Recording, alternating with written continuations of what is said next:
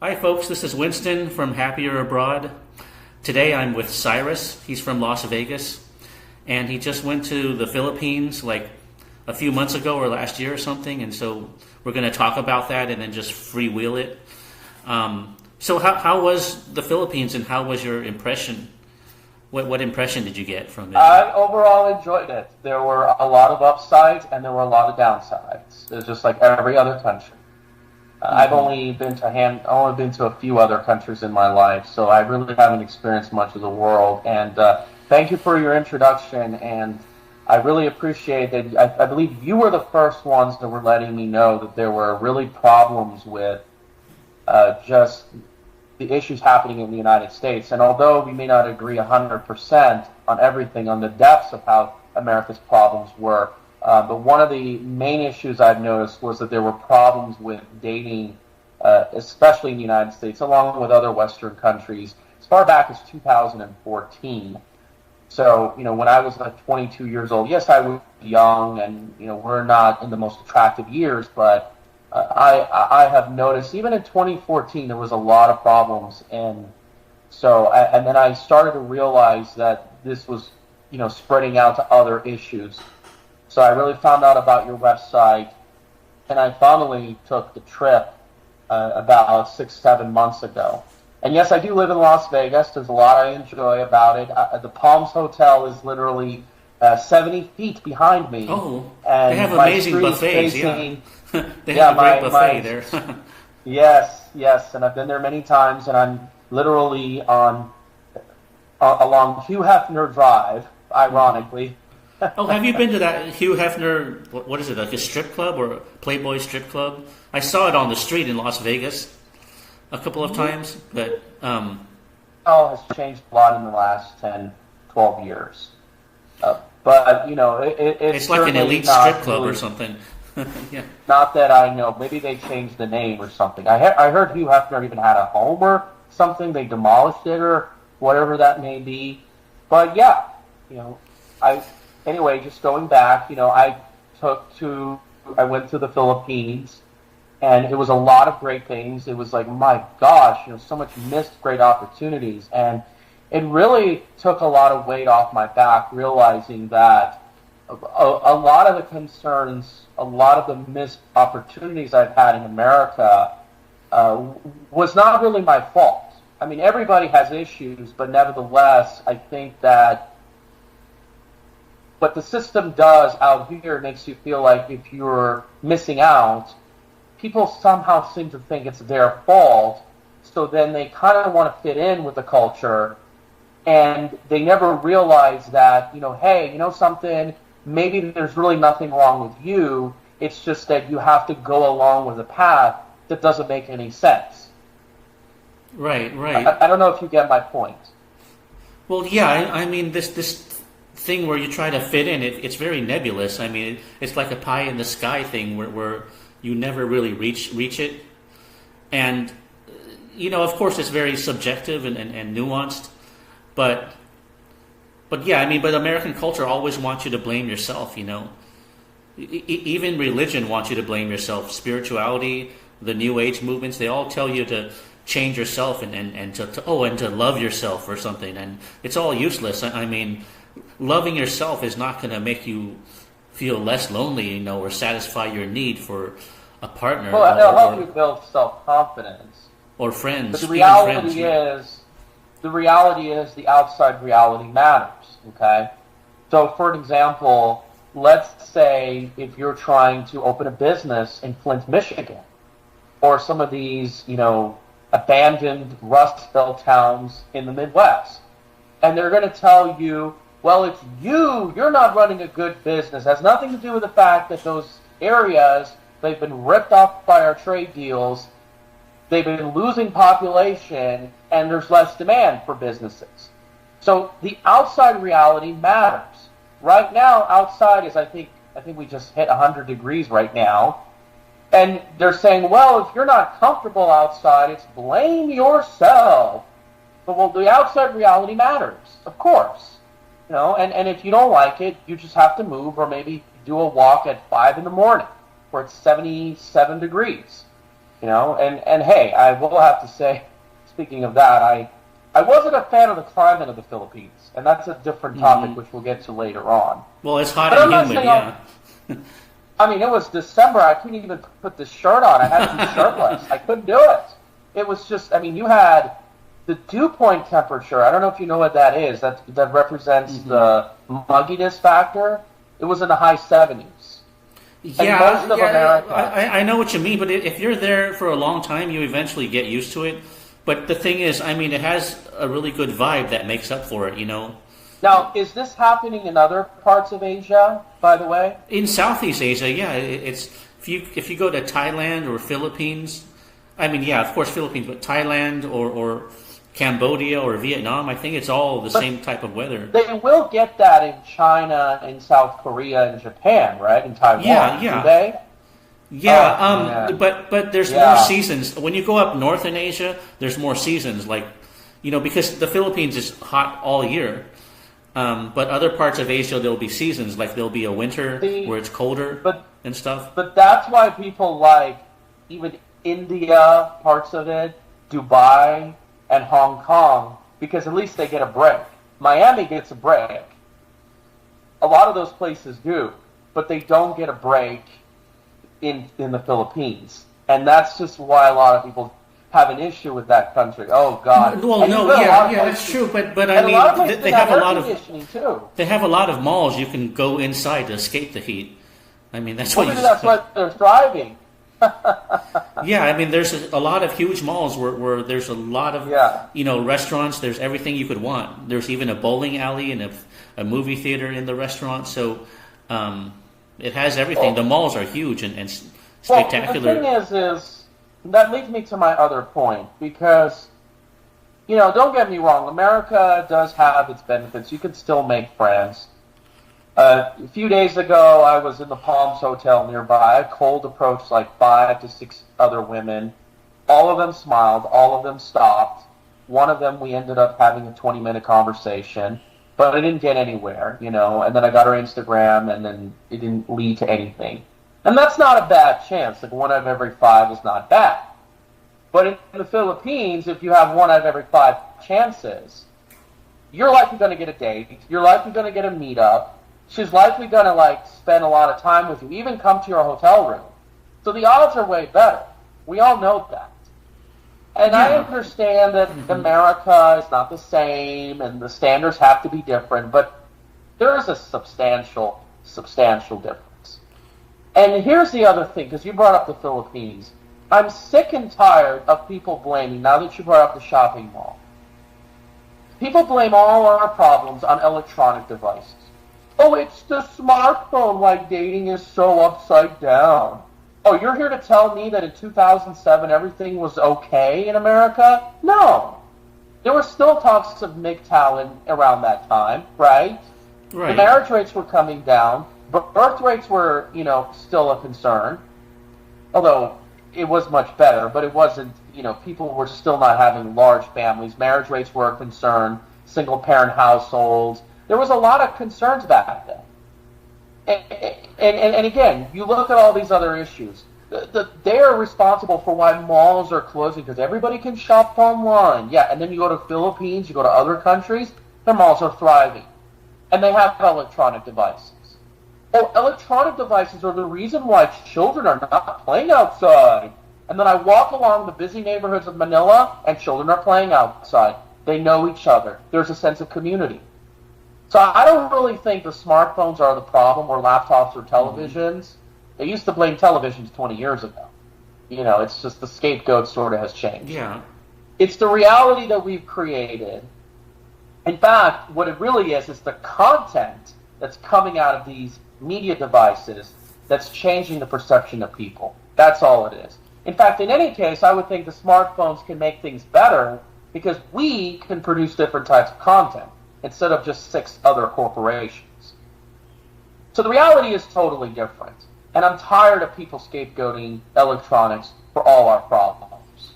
Yeah, I mean, my friend told me that, in South America they have smartphones too, but people are still very sociable and open and and talk to each other. There's not this paranoid wall between people. So I agree with you. Wait, the smartphone is just an excuse. Huh? Where? No. Oh, in Latin America? Oh, okay. No, I'm saying, I mean, like, people have smartphones there, but they still talk to each other, and the women still like to meet guys, even though they have a smartphone. So that's just an excuse. The problem was there before smartphones, and smartphones only came out in 2011. Before that, I would say in the 1990s, the battle of the sexes began, and so men and women saw each other, as competitors. Like they became at war with each other. Well, it wasn't until the late 2010s when people got unlimited data, because there was a time in 2018 where people were not on their smartphones, because if they did, they would have been charged extra data fees. So it's not like social life in America was all that great in 2016 and 17. And here's the other problem. I will admit I was kind of socially awkward about a decade ago. I had some issues. But here's the problem. Why don't people tell you your issues?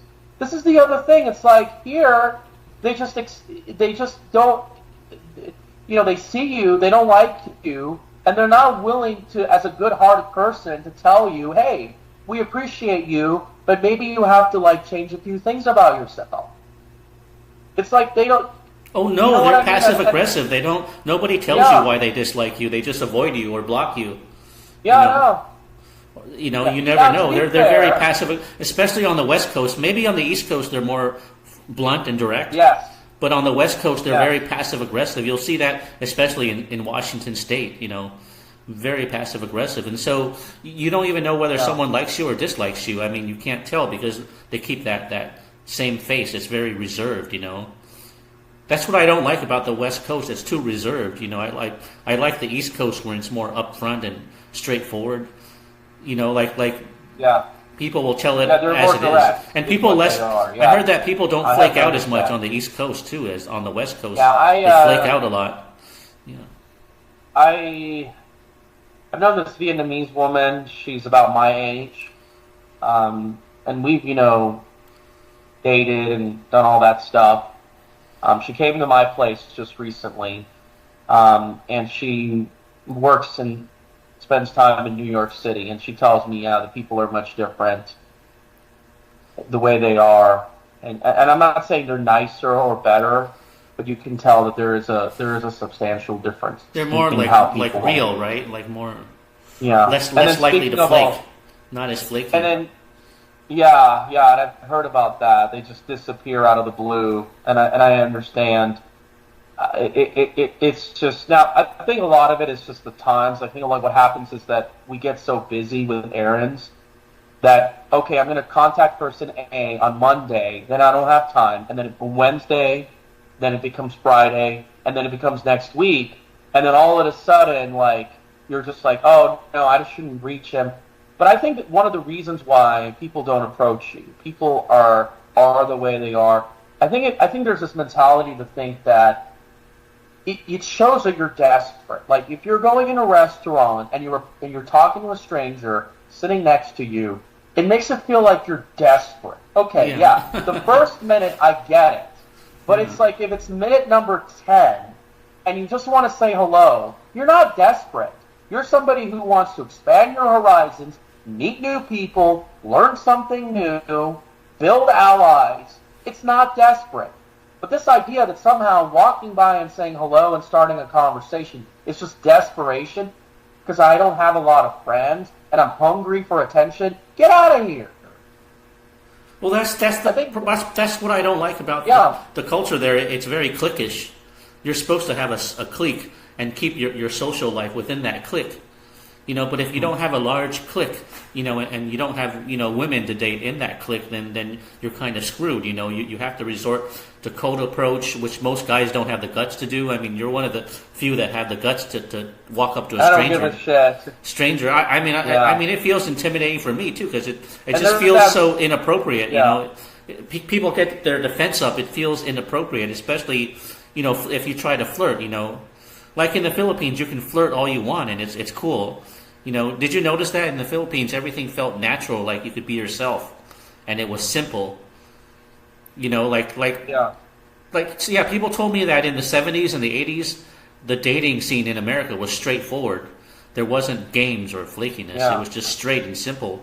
And that's how it is in a lot of other countries, like Philippines or in a lot of other countries, where it's just simple and straight.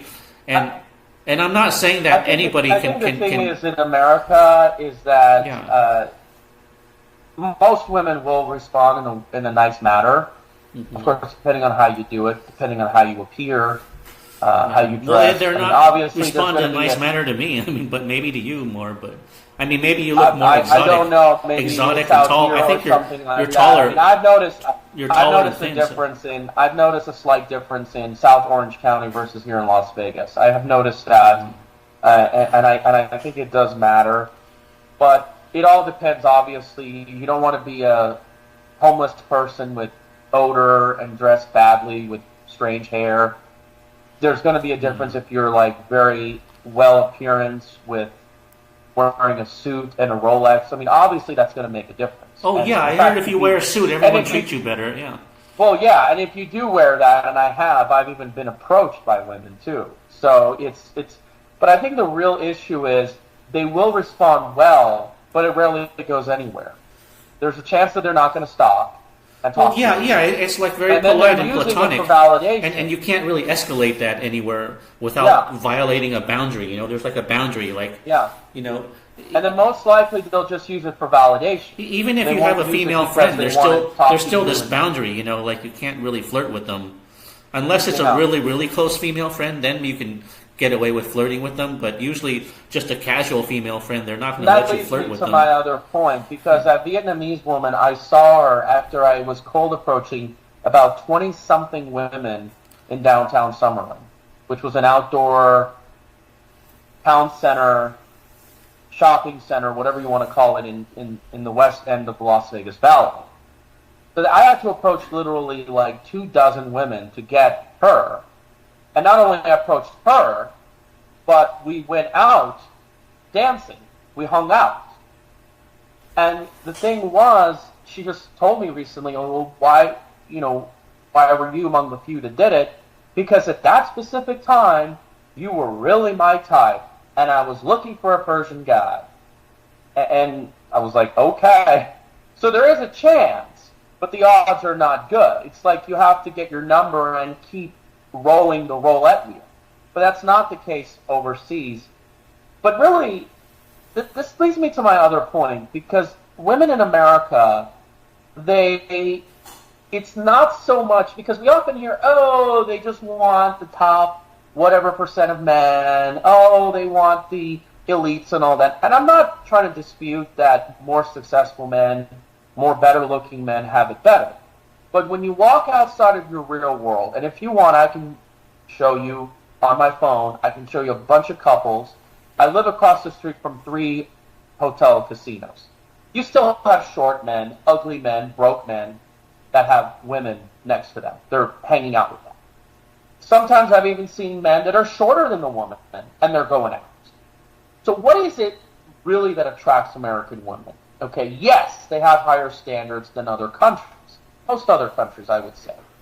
But what it really is, what is it that we did not really have, was we weren't fitting in. That's what it was. We weren't being cool. We weren't being part of the trend. You know, we were very outspoken. We were not like everybody else. And then that limited our social circle. We were not really being part of this culture, which I think we can agree it's kind of fake. And because we weren't fitting in, we weren't able to meet women through mutual friends. So here, they prefer mutual friends. But again, it's not that easy. You know, if you're not fitting in with the culture, you're really not going to get much of introductions. Because that's one flaw that I had. I didn't have a lot of introductions. Yeah, you're not on their frequency. I mean, there's a certain frequency they're on. And if you're not on it, you know... Yeah. You know, you just don't jibe with them, you know, like it just feels awkward when you're with someone on a different frequency. You just don't jibe with them. It's kind of like common interests. Yeah, it's kind of like putting a cat and a dog in a room and expecting them to connect and make friends. They're not because they're not on the same frequency. You know, so it's like I mean, that's very, very personal. I mean, that's very, like, you know, I mean, you can't be something you're not. So, you know, I mean, you're right. I mean, people like us, we're more, you know, we're more like a truth seeker type. We're, you know, we're looking, we're very honest and truth seeking, and so that's not how the mainstream is. So if you don't fit into them, see, if you do fit in the mainstream, I notice things happen for you naturally. You know, things happen. And, we're like the other thing is, one of the things I wanted to just or if you point have out, any depth, then you're alienated in America. You have any depth, like you're a deep person. You know, you have depth. It just doesn't fit into America, but it fits in very well in Europe, though. In Europe, people have depth in Europe, so it fits in better. Can you elaborate? Oh, elaborate? What do you mean? Yeah. Oh, yeah, sorry. I just mean if you have depth and authenticity. I mean, even if you go to a country like Germany, or for example, where you know the women have are feminist too, it's still easier to connect with people and talk to people because they're not fake in Germany. They like substance. You know, they're authentic. Yeah. So it's easier to hold a meaningful conversation. To Las Vegas. Yeah, I mean, I'm not just talking about women. I just mean if you sit on the train or the bus or on an airline, you know, and there's a German person next to you, you can usually connect with them because they like authentic conversation. You know? Lifestyle ultimately matters too. Yeah, but I just mean in Europe in general, people are not fake. They're much more real. And so if you're very authentic, you can connect with them better because people there are more deep than in America. America is not a deep culture. If you're a deep person, you'll feel alienated. It just doesn't fit into the mainstream, you know. And you notice this from even in high school on. No one's really deep, you know. Yeah. You're a weirdo. But make no mistake, if you're authentic, I wanted to get at this point because we wanted to get.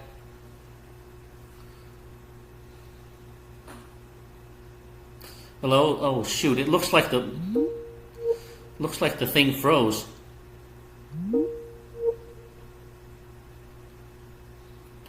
Hello? Yeah, yes, my camera froze for a few seconds. What were you saying? Yeah, we'll have to edit that part out.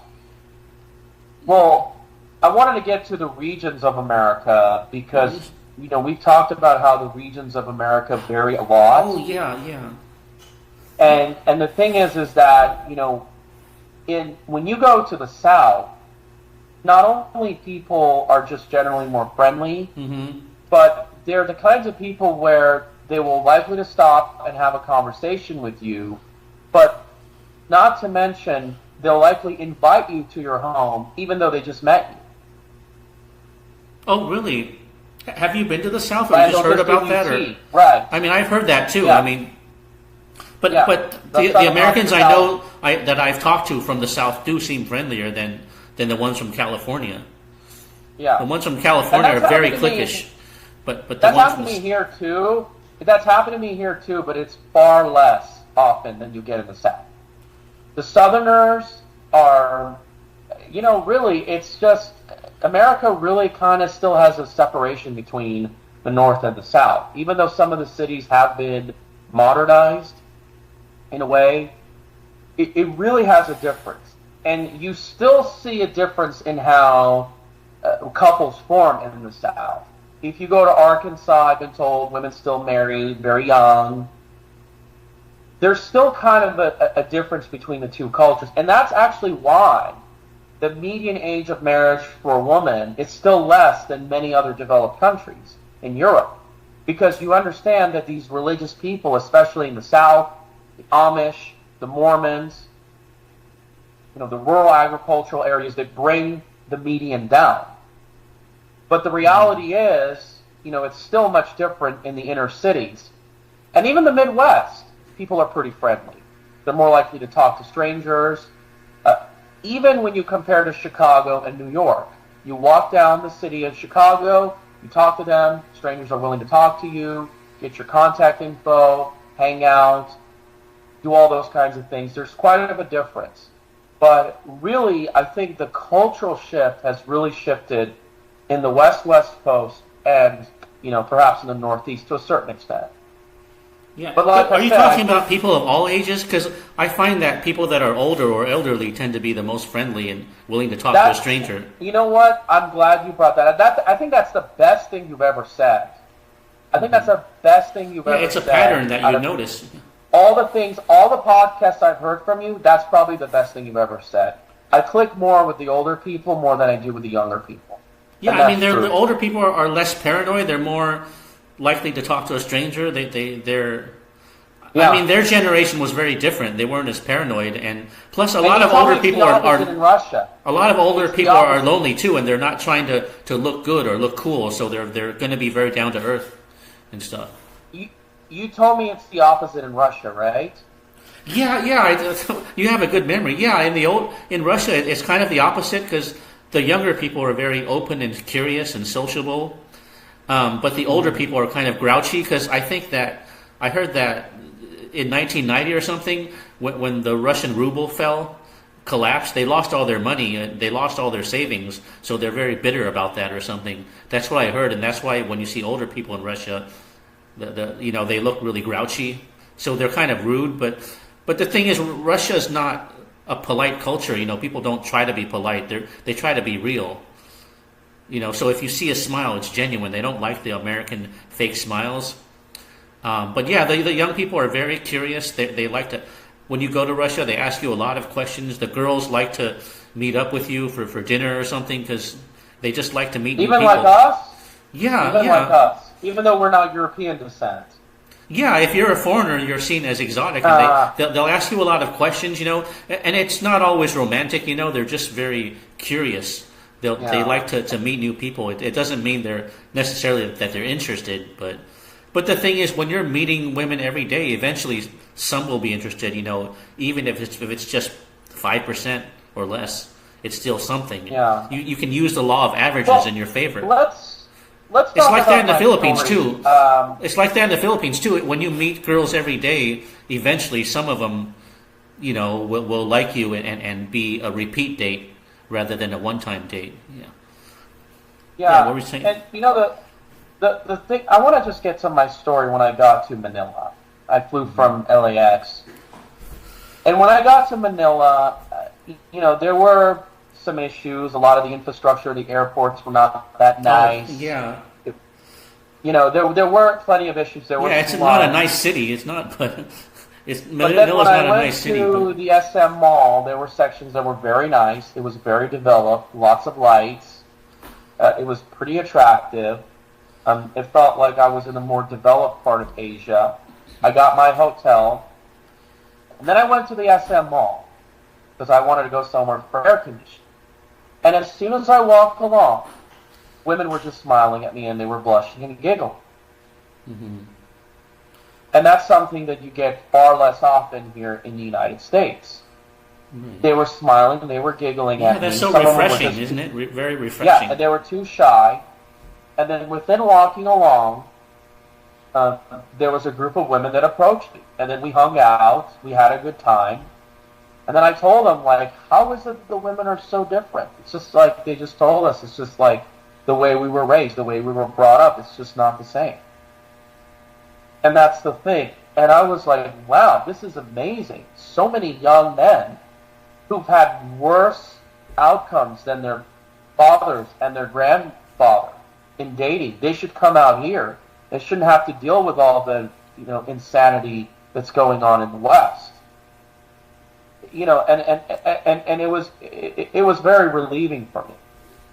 And the thing is that we commonly hear, well, they like you because they want a green card. They think that you're American. First of all, these women were smiling at me before I opened my mouth.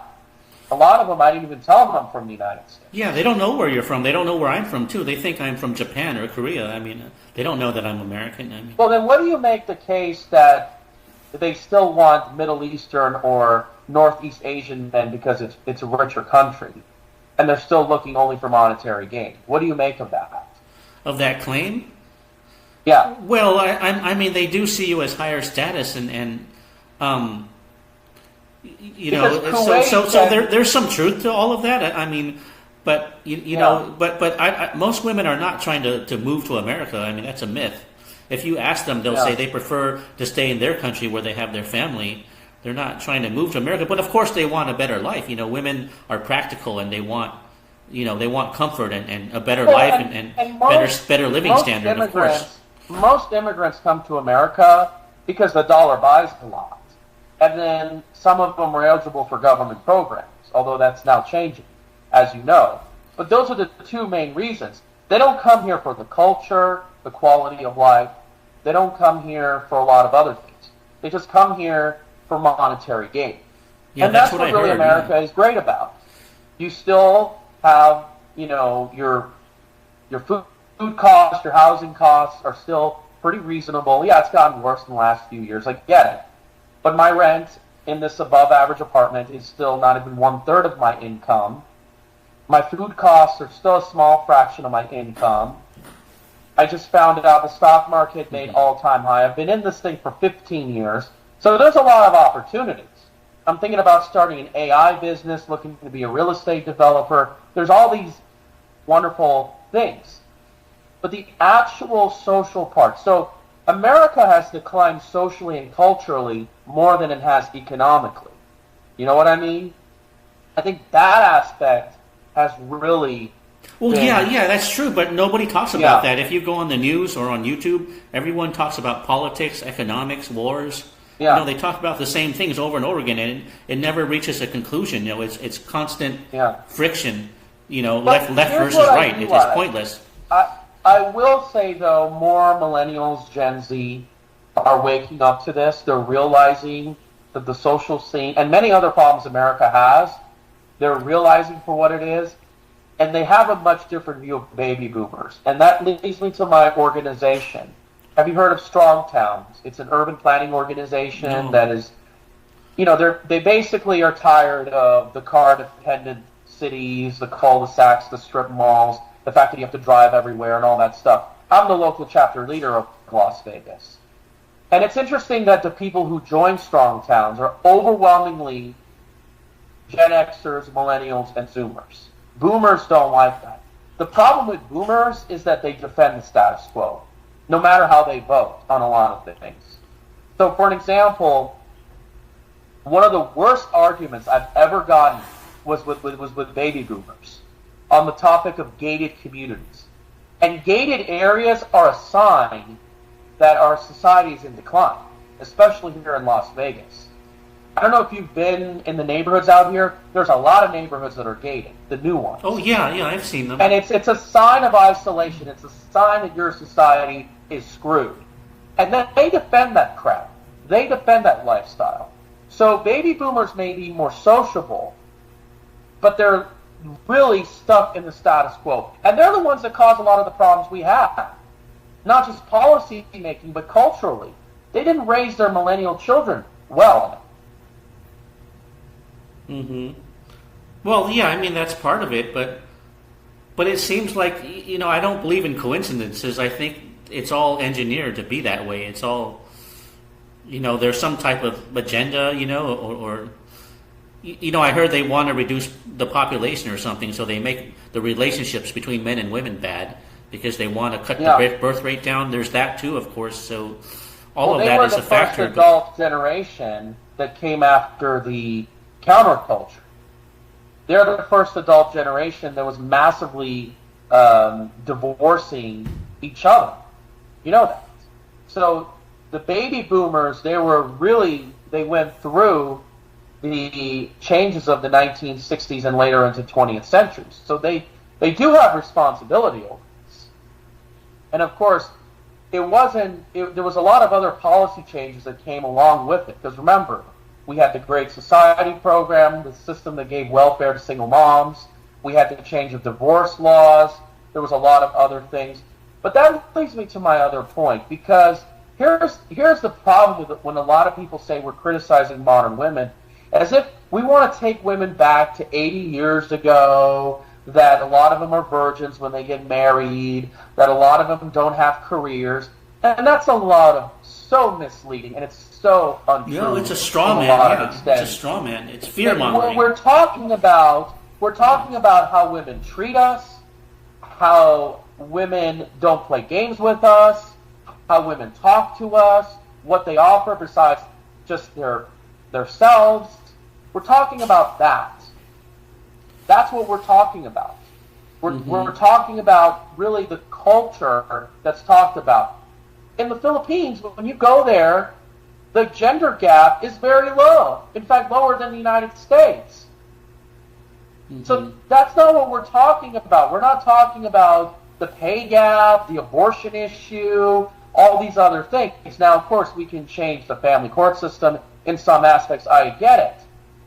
But we're talking about how we're treating each other, the relations. Well, it's the attitude that's the problem, the attitude. Yeah. All that stuff about economics and politics, it's all just window dressing. It's not the real issue. Like you said, it's all just scapegoating. They're scapegoating these little things that don't matter. Like this and that, all these trivial things and superficial things. The problem is the attitude. The attitude is really bad in America socially. And, it's other things too. It's the paranoia. They also engineer men and women to hate each other and be at war with each other and to not need each other. And then they have the psychology. My other point. My other point is that the war, this battle, is not between men and women. It's the battle between most men who've been put under the bus and the very few men, the powerful elites, that have engineered the situation. Because the changes we've seen for decades is not organic. Just like a lot of it's engineered. It's engineered. Even did you know even teenage rebellion is engineered? Before the 1950s, there was no such thing. There was no such thing as teenage rebellion before the 1950s. You remember that movie Rebel Without a Cause by James Dean in the 50s? That's interesting. Wow. Yeah. Before that, that began the teenage rebellion. Before that, teenagers did not rebel against society or adults. They worked with adults. Teenagers used to work with adults, like mentors and mentorees.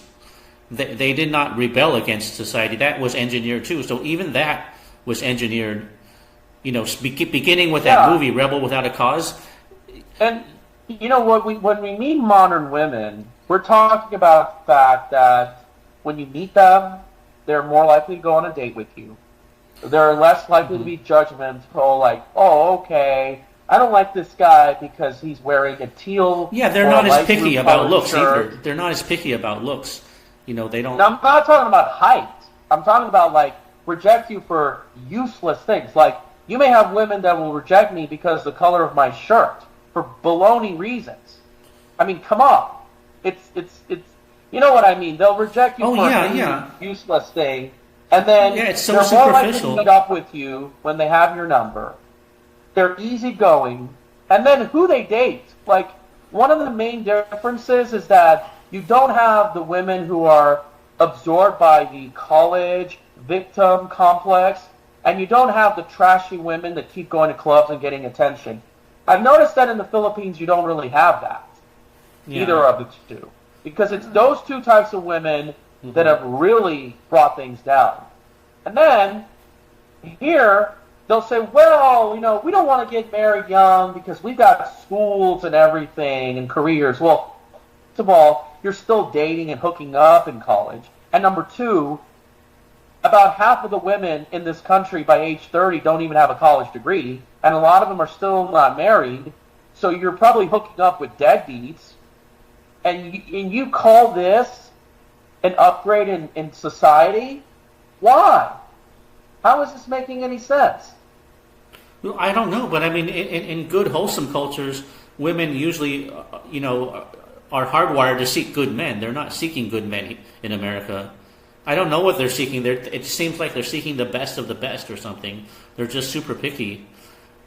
But they're specific. They're very specific because, like I told you, I'm still seeing men in all categories. But the thing is, even if you meet all their standards and they like you, I mean, it's like walking on eggshells, One little thing you say can be twisted to use against you, So you're never really comfortable in your own skin in America. You never feel this comfort zone with these women. So they'll reject you because you're not a dog lover.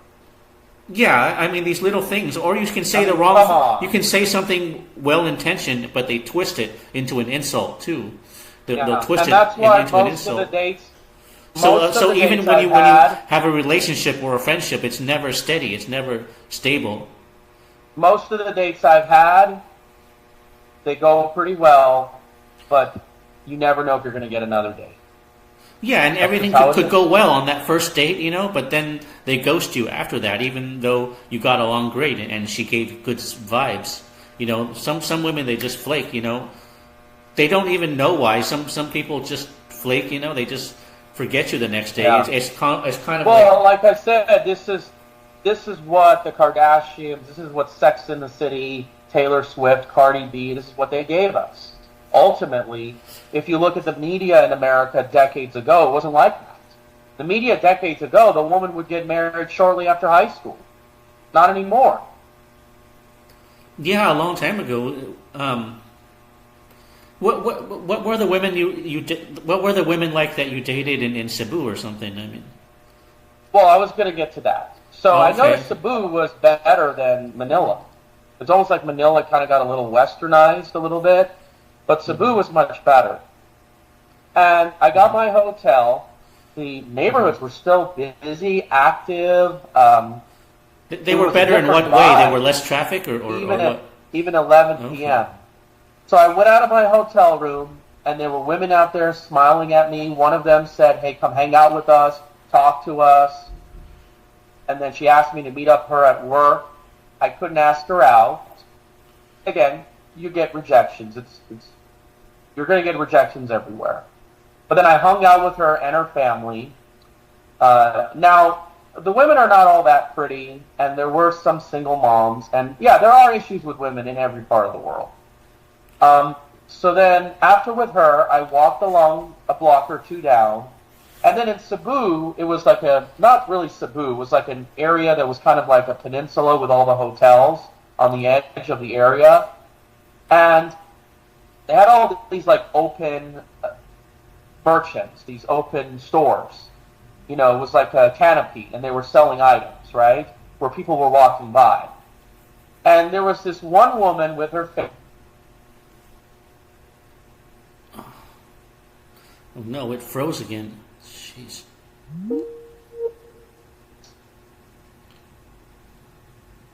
Yeah, can you repeat that? The video froze again. Okay, where you want me to go back? You said there was one woman, something. You were talking about in Cebu. There was one woman you met. What? Well, as soon as I got into the hotel room, it wasn't really in Cebu. It was like in a resort area, like in a peninsula or something on the beach. And as soon as I got out of the hotel room, there were women out there smiling at me, saying, "Hey, let's hang out, let's have a conversation." And sure, the women were not super pretty. There was, at least a couple of single moms I've seen. So it's not all that good, but they were warm, they were welcoming, and all that kind of good stuff. And then I hung out with them, and then the next day I saw him at the Korean barbecue place. I couldn't get a date, but so what? Then I just got out, and then I saw another group, which it was one of these like open merchants, these like open stores, canopies, where they sell necessities that people need to survive. Mm-hmm. And this other woman smiled and giggled at me, and then I walked with her. We hung out. I took her to my hotel room after we hung out at the swimming pool, and for 3 times we had bedroom action. It was amazing. Wow. Yeah, 3 times. So it was a good experience, right? It felt good. Yeah, and so that was my second woman. And then the first time when we had bedroom action, I went out to get, at this pharmacy, and then I met another woman, and I got her number. And then as soon as I was finishing up the second woman, then she left. Then I was meeting up with the third woman. And then we toured Cebu and everything, and then I slept with her. And it was just one after another. It was just amazing. And it was just, I was thinking to myself, where's all the young single men? Because there were plenty of Western men, but they were older. They were at the hotel room. Mm-hmm. They were eating brunch. And apparently, there were just not that many young men out there. I'm like, wow, you guys can just go there, go for the gold mines. So I started with 2 women in Cebu. They were pretty easygoing. Did they have issues? Sure. And, there's going to be biological differences. I found out that the second woman later blocked me. I don't know why, but again, that's just how it is. But I really enjoyed it. It was really a breath of fresh air. Yeah, it feels like you always have options there. So even if you get rejected or someone flakes out, you always have other options. You don't feel like you're stuck and you have to be desperate, and stuck and to take whatever you can get. You feel like you have choices. You have choices there. That's the big difference, Over there, you wanted to focus more on quantity, not quality. Because the thing is that you want to get as much as you can, and then you learn, and then you move on. So that's what you want to do. So it depends on the guys. Some guys are very marriage-minded, and some guys don't care about looks that much, because you probably care about how pretty they are. Some guys don't, Some guys will just take anything, It depends on their standards, too. There's... a lot of Western men they don't care how pretty they are. They'll take an ugly girl if she's nice, So we don't represent every guy. Look, there were problems with the city of Cebu. It wasn't as a lot of rundown areas. There were plenty of issues. There were times where I was walking up going from the street to the sidewalk. I had to climb up a foot in it was a steep step to get in. It was a safety hazard. So you can argue that sometimes, like some of the you have to be very street smart and watch where you're going too, because they don't have good safety standards. So you have to have some street smarts and to be careful, and to be aware of your surroundings and mindful. But the thing is, the bottom line is, if you feel comfortable in your own skin there, that's priceless. Because you wake up every day in the Philippines. When you wake up every day, you look forward to the day. You feel good about getting out of bed. But if you're in America, half the time, if you feel depressed and not comfortable in your own skin, you don't want to even get out of bed. Because America, when things go down, you really go down and you don't even want to get out of bed. And it's very easy to get depressed there because there's nothing to keep you happy and comfortable in America. I mean, there's nothing. I'm not depressed, but there are. But there's a lot of people that are depressed, because they take antidepressants in America. People. So it's easy to get depressed. I mean, you know what I mean? Depressed. Yeah. So you see what I mean? Yeah. Can you hear me? Yeah, I can hear you fine. Yeah. So there are depressing moments, but I'm not really depressed. But again, I think sometimes not you, but a lot of people get depressed. I get depressed in America all the time. Yeah. So you can see what I mean, like it's very easy to get depressed. And then I went to Puerto Princesa. Mm-hmm. There was an outdoor karaoke. Some woman liked me, and then she came to my hotel. And then I did a little boat tour of Honda Bay. Oh, that's on Palawan, Yeah. And then I went to Honda Bay. Actually, the hotel I was at in Puerto Princesa, co-workers were getting together. And they were having a birthday get-together, which is something you rarely see in America, and they asked me to join them. And I did a little karaoke. And it's amazing how coworkers get together in those places. Versus here, it's like your coworkers are literally, your enemy. And this is why the office world, especially in America, is becoming so overrated. Because you get so much drama. Yeah, there's no connection there. It's like have a nice day, have a nice day, but not around me, there's this wall, I don't like that. In America, there's this wall you don't have in a lot of other countries. You're automatically you're automatically seen as a competitor or an enemy. You're guilty until proven innocent, is what I'm trying to say. Yeah, they assume the worst in there, They always assume the worst. That's what I mean. And it's no wonder. It's paranoia. And the reality is, this is why people want to work from home, because they see there's no benefit going to the office. Just dealing with, complaints, drama, HR, all that other stuff. But anyway, we did the boat tour in Honda Bay, and you had middle-aged women, you had young women, giggling, wanting to talk to me, getting to know me. it was just like one person after another. It was amazing. And just all of this, benefits, all of this, just that sense of welcoming, that it's literally, it's somewhat possible in America, but still, so it was very eye-opening then. It was very eye-opening. You see what I mean? That strangers would approach you. Yeah, it just feels a lot more comfortable and soothing, and you don't feel this anxiety or tenseness.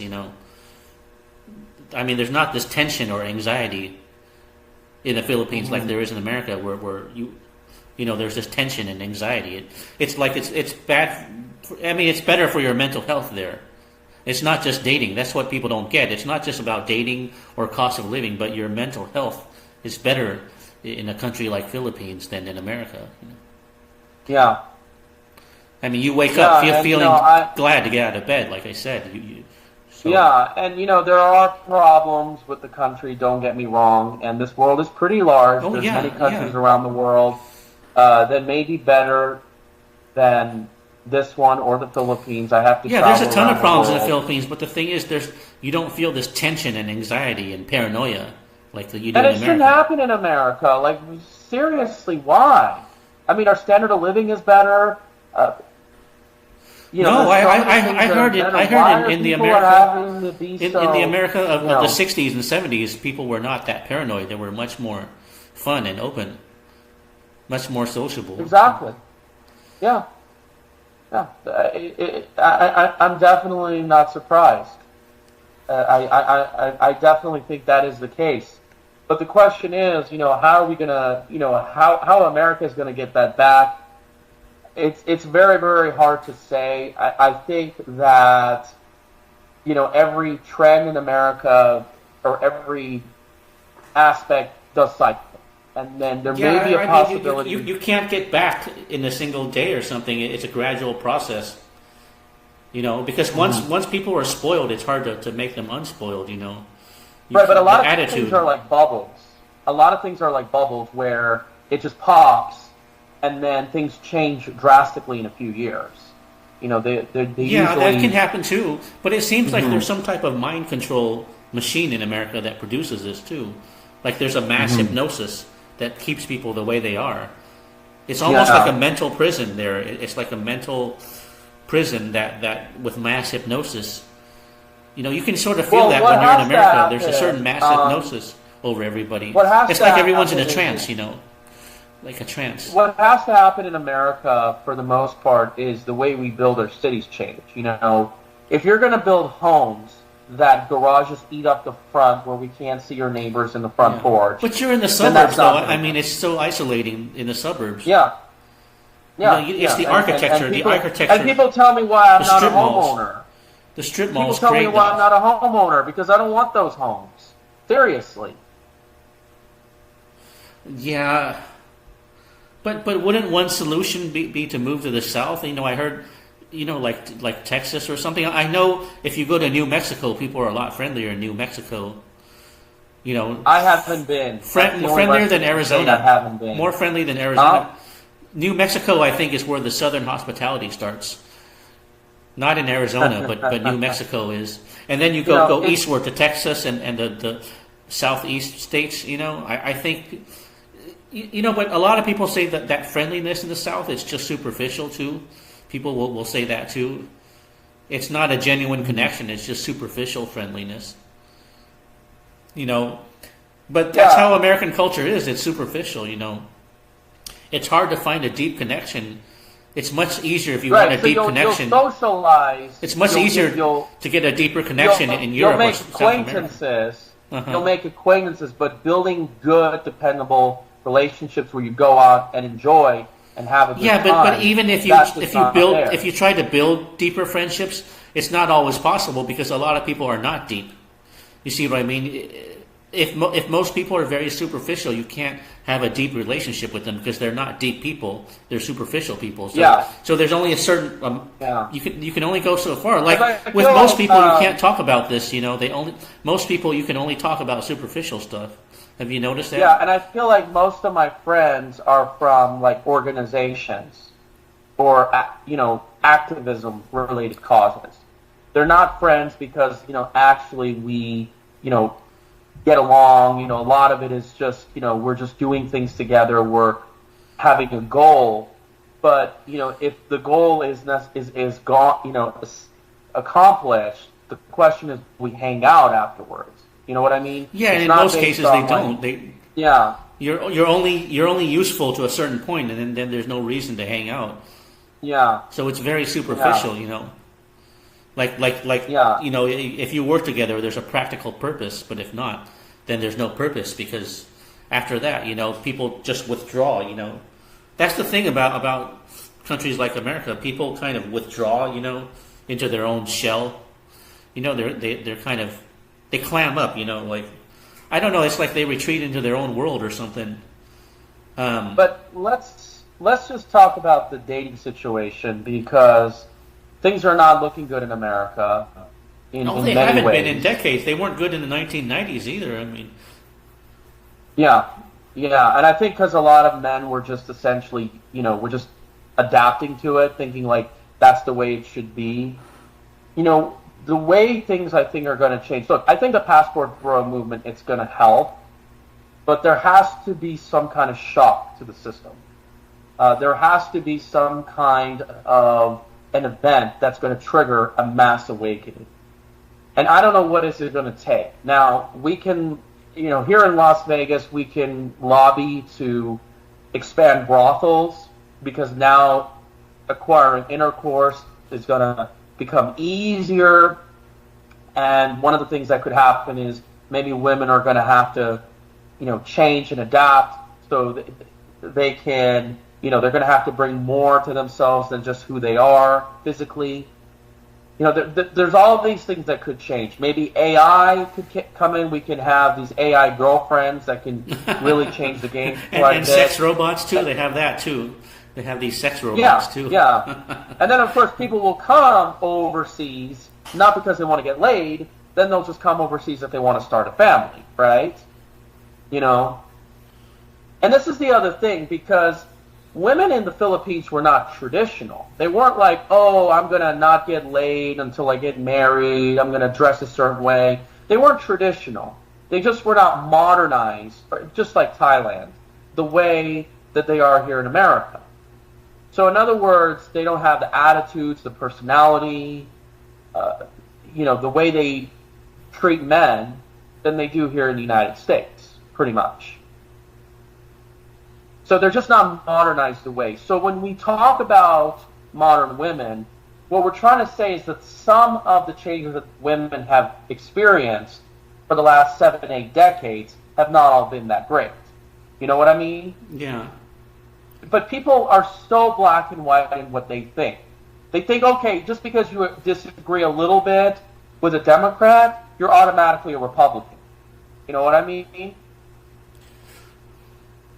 Well, yeah, that's what I mean. I mean, people are dissatisfied in America, and when you're dissatisfied and unhappy, you tend to see things in black and white, and you tend to exaggerate everything. That's probably why I exaggerate a lot of things, too. If I'm not happy about something, it becomes, extreme. I mean, but everybody does that. Everybody exaggerates, especially if people that are unhappy. And you can feel in America, people are dissatisfied. There's a frustration. There's a tension. Yeah. And so the thing is, even if you found a good woman to settle down with in America, the culture still sucks. And if you don't fit in, you still aren't going to feel comfortable. And if I'm going to have kids, are they going to be playing with other children?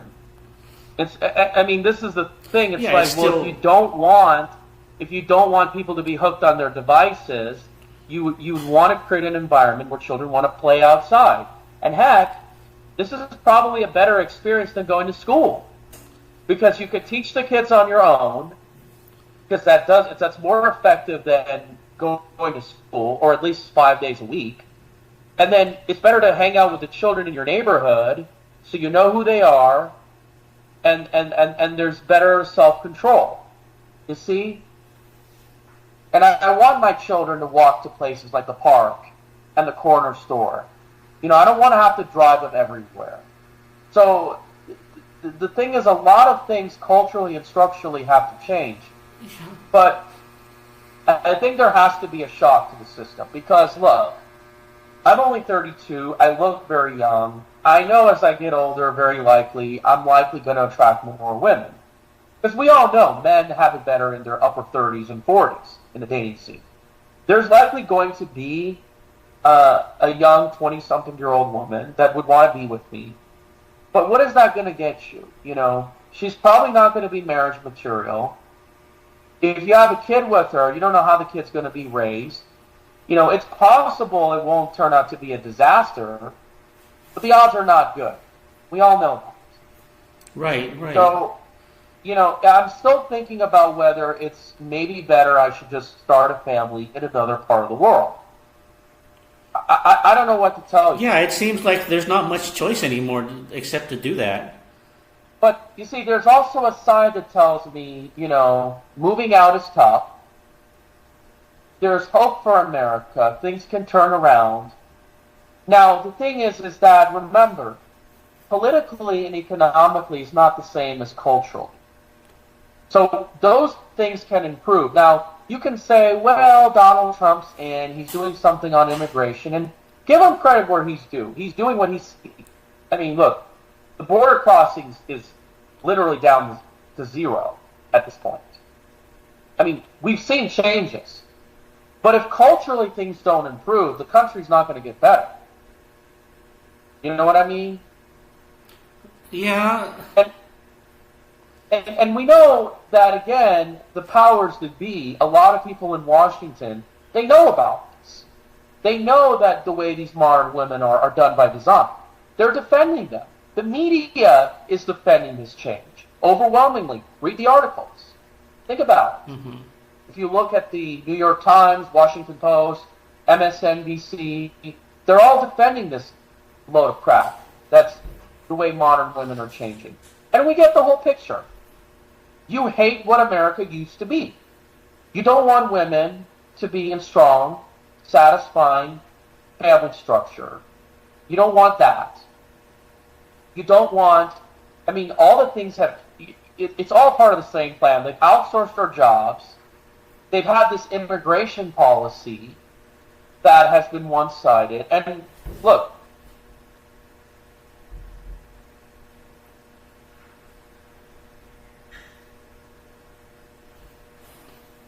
but they've done this for the wrong purpose. They're doing this for an agenda. You see? I mean, can't you see everything is so anti-white? In yeah. Academia. Yeah, and I don't like that. And then when they put DEI and affirmative action, by the way, a lot of that goes to women too, we're discriminated as well, not just whites. Yeah, I mean, all that stuff is forced. It's not natural or organic. I don't like all this, reverse. It's called reverse discrimination. Where you're discriminating. You don't. You can't fix racism by discriminating against the other place, but other people. But like all of that talk it's just to divide people and to cause people to be in conflict, and it never ends.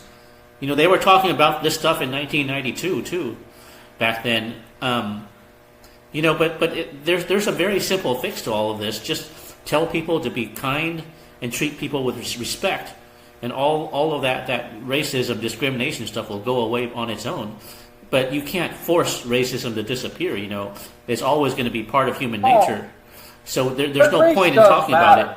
There's no point in talking about it all the time. Winston, race does matter. I mean, my mom has racial preferences who I want to be with. Of course it matters. But I'm just saying you can't eliminate racism by making it illegal. It's always going to be there. The growth in Idaho and Montana is a result of, I think, largely white flight. Let's just call it what it is. American neighborhoods, a lot of them are not racially diverse, even here in Las Vegas.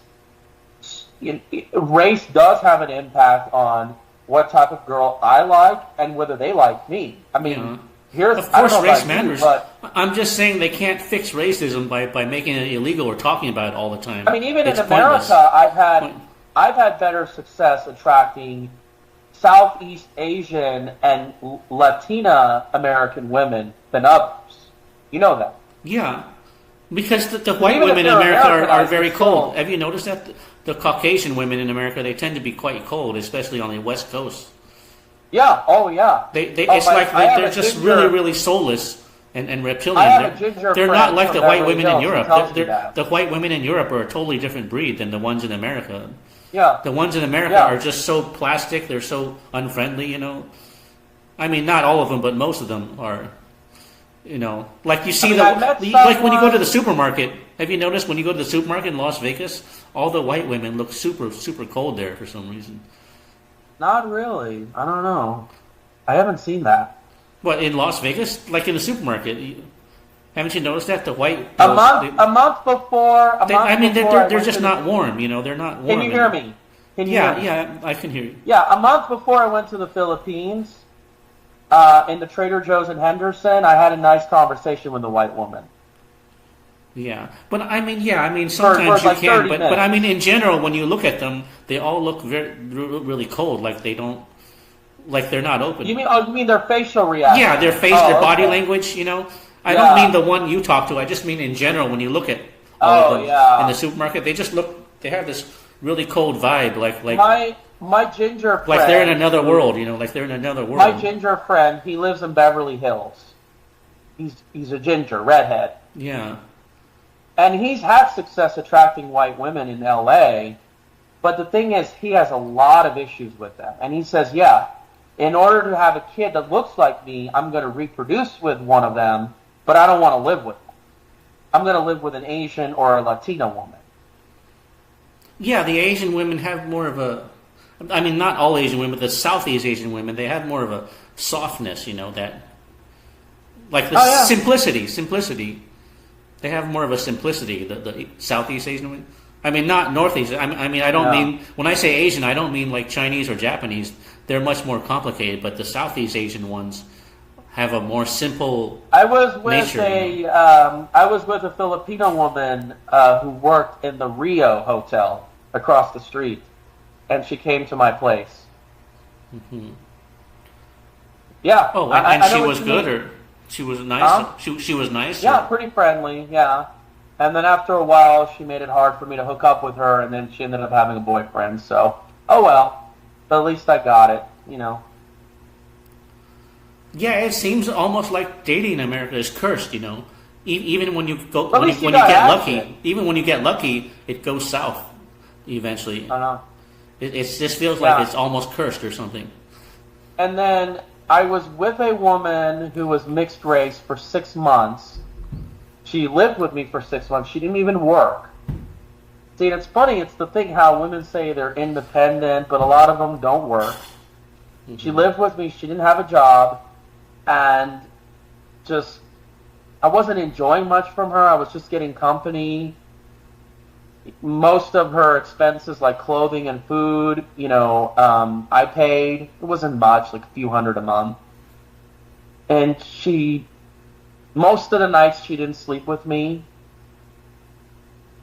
And that's just how it is. She was 9 years younger than me. She approached me in the Fontainebleau Hotel 2 weeks after it opened.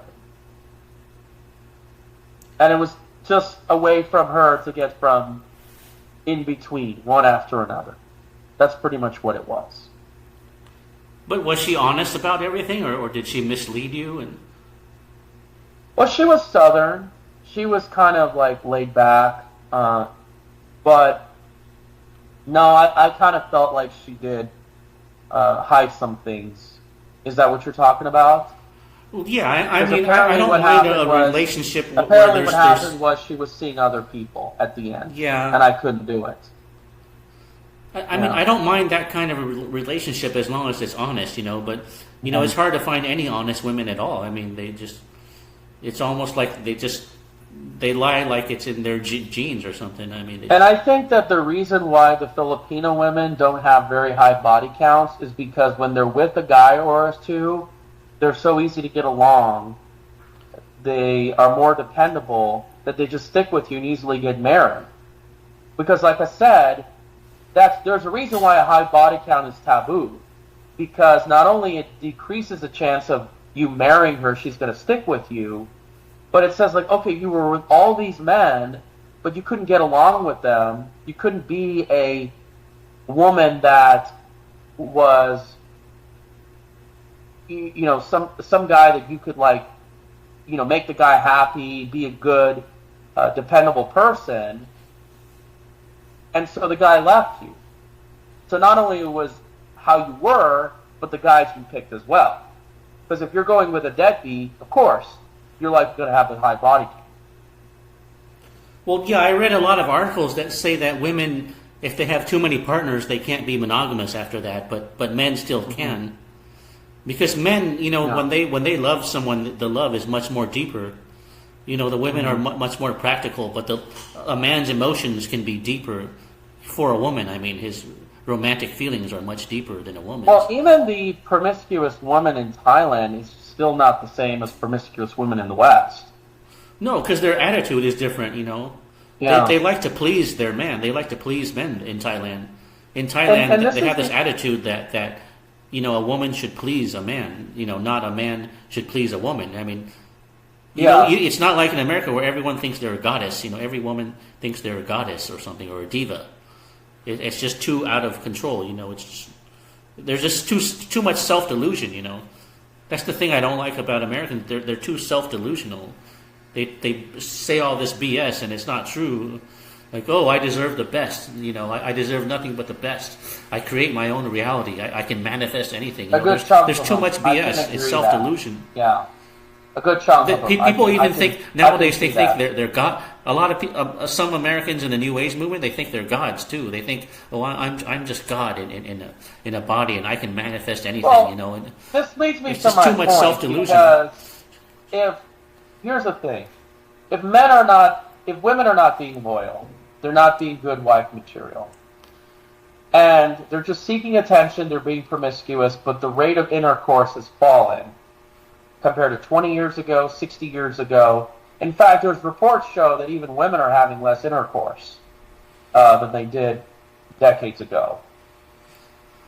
If we're not getting much from women, I think the men should just rise up and say, listen, we're going to strike.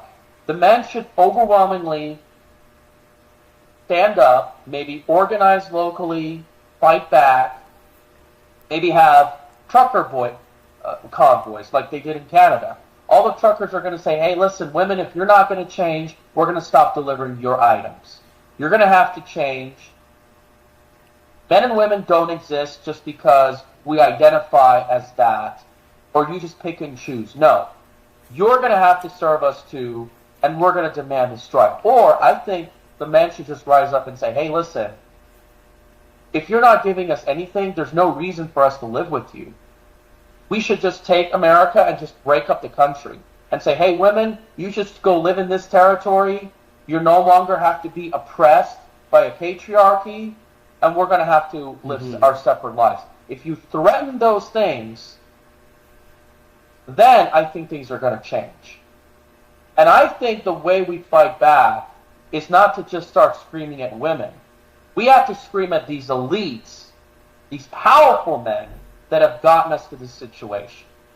The people who produced those horrible television shows like the Kardashians that gave us this situation. Until the men start rising up to those freaks, then I think things are going to change. That's what's going to happen. Yeah, well, I don't know. I mean, even if you got on a mainstream podcast, either they're going to have to stand up or they're going to have to get out of this country. I don't know, but they're going to have to do something. Yeah, I'm going to do both. But it's really difficult to change your society. It's much easier to just change your location, and that's the basis of my movement. Because even if you changed America, somebody will just come and change it back. So even if you win, eventually, you could lose again, because if somehow you became a savior and changed the country, somebody else will change it back. You see, for example, even if Donald Trump turns out to be a good president and he changes a lot of things, the next president could change everything back to make it worse again. But so it's never though. permanent. No, but Americans are changing, though. I mean, if you look at the polls, America's view on immigration has changed. America's view on dating has changed compared to 10 years ago. I think more people are seeing that this isn't working. So I think Americans are changing. Well, yeah, I mean, there's always going to be a cycle of ups and downs, but it's hard to predict what direction that change will go. And there are some good but news. What goes down must come up eventually.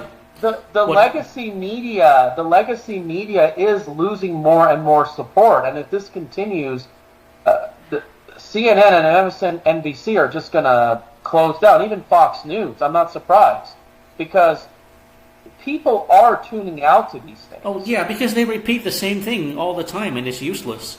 The stuff they talk about in the media. You know what would be cool is if one of us could get on something like a Joe Rogan podcast, then you could reach millions of people about all of this stuff, because people don't talk about this stuff. People don't talk about this stuff. I tell you what I did do. I did go to a town hall meeting with state legislatures, and it was a Asian organization. And again, I'm not against Asians. I'm just saying I just don't trust organizations like that behalf on an identity group, and we don't know if they really care about the people. They're pushing an agenda. But I spoke to one legislature. I told them he's looking to expand brothels in the state. That could be one thing. Last week, I was in Los Angeles in a studio called Jubilee. You know Jubilee? Have you heard of that YouTube channel? It's when one guy, like a Joe Rogan or a Jordan Peterson, sits in the middle, and there's a circle around him, and then they debate him. Oh, have you seen that? No. Oh, because they have talked about modern women and feminism. I think Pearl was there one time. There was a lot of different individuals out there who, talked about these issues. So I am getting out there, but I would be happy to talk about these issues in Joe Rogan, because I know Tim Pool is talking about it. I think eventually even Elon Musk is going to have to talk about this issue, because he's talked about, the birth rates are low. Well, hello, you can't have a high birth rate if your dating scene is the way it is. Yeah. Tim Pool has talked about it, yeah. Yeah, but I mean, Andrew Tate has talked about this too. But the thing is, people see him as an asshole, So people like us are lumped in with him. Yeah, but just because he talks about it doesn't mean he's a great person. I mean, I don't trust this guy. I mean, it's possible to have a bunch of rough, untrustworthy people who spread the right message. You just have to have more people who talk about it until they won't be able to, take all of us down. You know what I mean? Yeah. Yeah, but I mean, people like Andrew Tate gives us a bad image, because they think that we're these backward, abusive men, or something. Or I don't know his story. I think he did some screwed up things. I'm not surprised. Well, yeah, I heard he got arrested in Romania or something too. So I mean, it damages his image. Probably he was involved in something illegal too. So I mean. But again, you're right. We have to talk about it. I think Tucker Carlson has interviewed, what's his name, Matt Walsh, about the topic. Oh yeah, he has a very big channel too. If we could get on there, that would be good. Yeah, and the good news is this topic doesn't get censored as much as the race issue, because I know a lot of people talk about the race issue. And a lot of them get censored. Even I've gotten censored about it. I mean, listen, Koreans and sub-Saharan Africans are not the same. They built different societies. It is what it is. It's not hateful to say that. Well, the dating stuff you're talking about isn't as censored as it used to be. But the thing is, if we talk about leaving the country to go overseas, that is still taboo. If we talk about going abroad to date women, I mean, even Tucker Carlson would like that, because he's very pro-American. He's very patriotic. Because a lot of Americans like Tucker Carlson are very patriotic, and they don't want that idea of going overseas for a better life. They would be against that. I'm just saying that if Americans are going to stay in America, they should fight back. I'm just saying either fight back or get out. Don't do none of the above. You know what I mean? Yeah. Because if you don't fight back, then we're going to be looking back and realize, well, these men were such pussies for accepting things the way they are. Because remember, there's tens of millions of American men that are frustrated. If we took out to the streets or whatever, it could really make a difference. Because you can't say that tens of millions of Americans can just move out of the country. It can't work. You know? And maybe it can work, because get this, if millions of American men move out, then they're going to lose talent. They're going to lose skills. They're going to have shortages of engineers. They're going to have a shortage of truck drivers. They're going to have a shortage of electricians, garbage men. Their whole thing is going to go to shambles. Maybe it is a good thing. Yeah, it's good if it's possible. I mean, but a lot of people can't do it because, you know, they'll say they don't have enough money, or they're too attached to America, or you know, they don't have any residual income, or family or attachments. But some guys just can't live overseas. They're just too attached to American lifestyle, you know. Okay, so it's not for everybody, well, what if you're but it should like be me, discussed. Huh? Somebody like me who've been in the stock market for 15 years, or cryptos, and we have hundreds of thousands of dollars, I don't mean to brag, of wealth. Millions. Do you suggest we get out and go overseas and never work again? Because that kind of wealth it's going to set you for life. Yeah, well, I would, in that position, because your happiness and your relationships are a lot more important than you know, spending time making more and more money every day. I mean, because the money comes and goes, but your time is precious. You know, you can't get back the time, the years that you waste. So you have to prioritize. The time is a more valuable currency. So if I were you, because you know, it's not just the Philippines. There's a lot of places you can go where life is happier and better. I mean, you could consider Thailand too. What Latin American countries do you suggest? Because I like those women better, and I know Spanish. So where would you recommend? Peru, Colombia? Well, I haven't been there, but all my friends recommend, Brazil, Colombia. Argentina's good because it has European culture and people are more deep and intellectual there. Yeah, you can have deeper conversations in Argentina. Do you think the country is not the same because of the high inflation they had? Not they have, but they... Yeah, I don't know about that. I just know it's easier to talk to people and connect with people there, you know. But I don't know about the economics. But the thing is, if you have a lot of savings, then you have a good nest egg. And in these countries, you can stretch your dollar a lot more. You can, you know, it depends on how good you are with managing money. If you're very good, is it like the Philippines where I could talk to 10 women and one of them would go on a date with me? Yeah, a lot of these countries are not going to be as good as the Philippines, but there's something in between. You know, it's not going to be as bad as the U.S. Even in Mexico, it's like that. People say in Mexico, it's not as easy to get a date as the Philippines, but it's easier than America. I mean, I've been to Tijuana 3 times. Yeah. Yeah, I've been there too, but that's a bad example. That's a bad example because there's a lot of seedy people there. I've been there once, but people say even Mexico has a better attitude with men and women. They have a better attitude than in America. So Mexico isn't super easy, but it's better. Even the immigrants that come to, because I go to these swap meets, flea markets.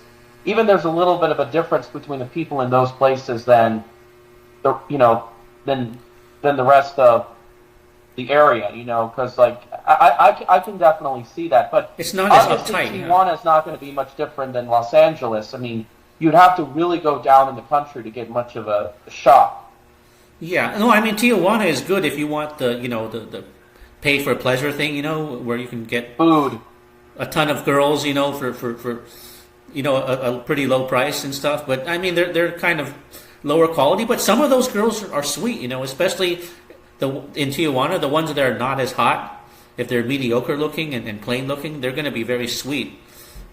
in Tijuana. You Yeah. can find really Well, sweet women too. in Latin America, But it's a their wild place, and you obesity- have to be very careful. It's a wild place, and In Latin America, their obesity rate is even less than America, and so if you look at the Latinas in there, it's a better quality. Yeah, than and the they're ones in diverse America. there too. In Latin America, you have dark skin, caramel skin, light skinned women. You have different variety, but their I'll go with attitude is caramel. much better. I'll go with caramel. Yeah, caramel's a good middle ground, Yeah, but there's actually, that's why Southern Europeans, Middle Eastern men go for Southeast Asia, but Northern European men, pale-skinned men, they go for Northeast Asia. Have you noticed that?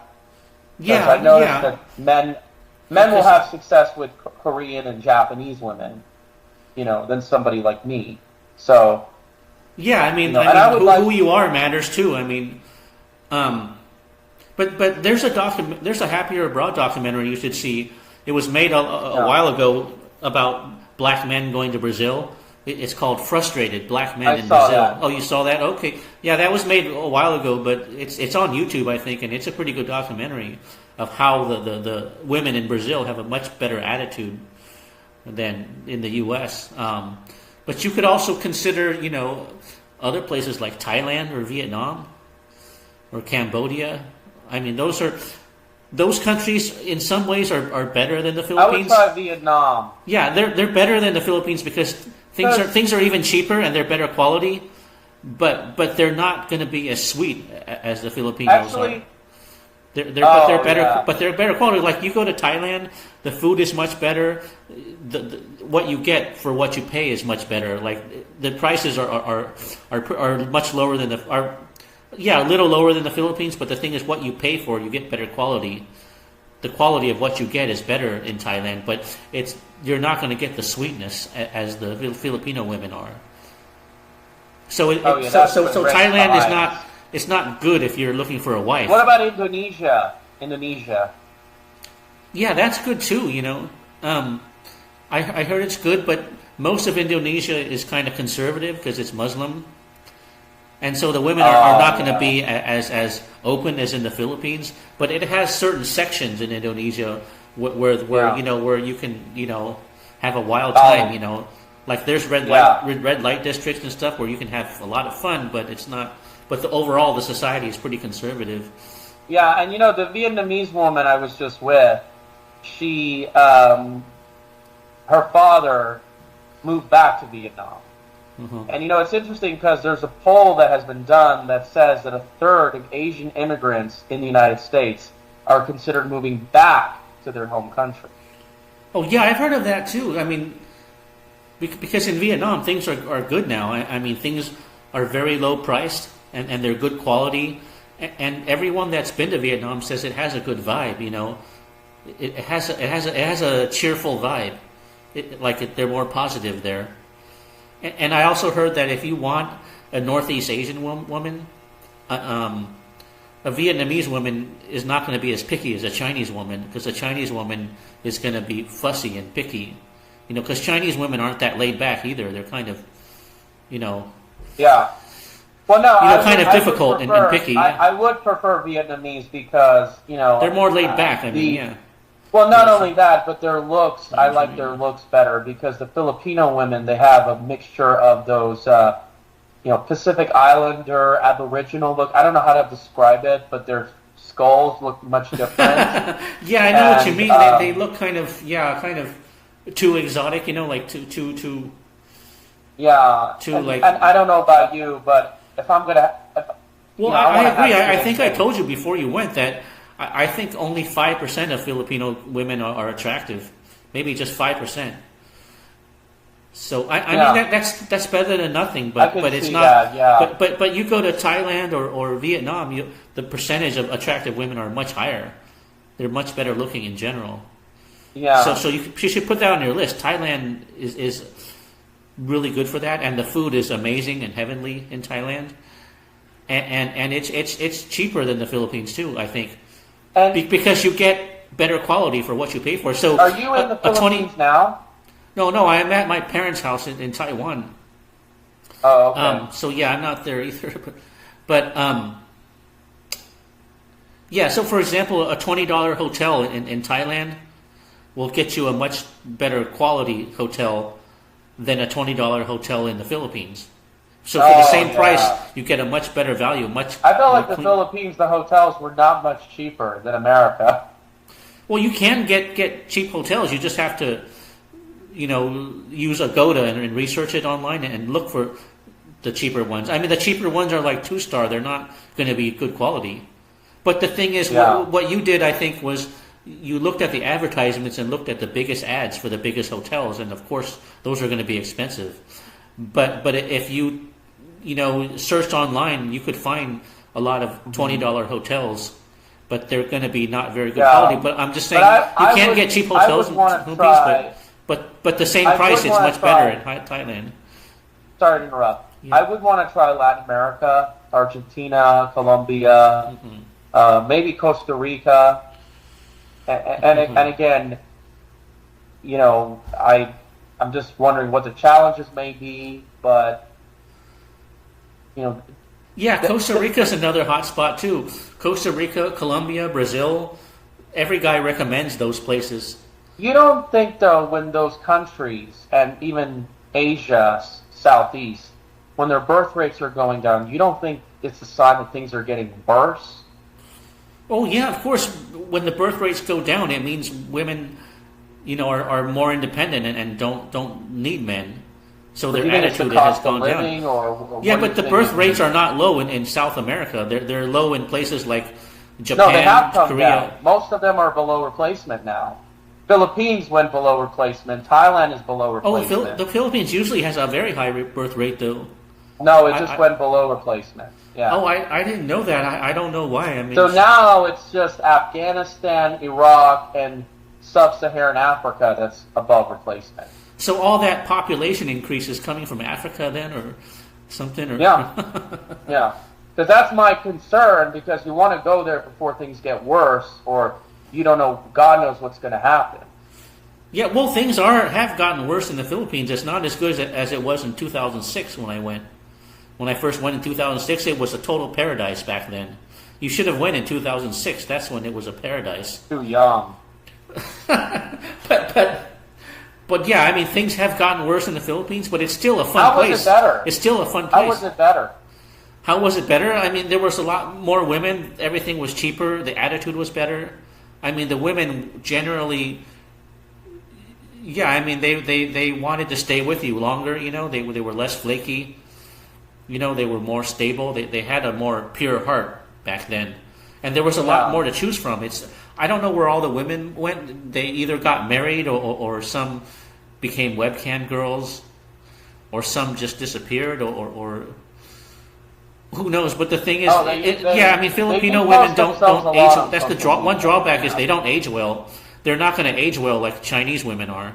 So here's the $1 million question. Do the men in those countries, non-Western countries, do they have a better dating outcome, dating those women there, than the men here in America dating women here? Well, of course they do. I mean, in the countries we mentioned, yes, they do. But the thing is, everyone thinks the grass is greener on the other side.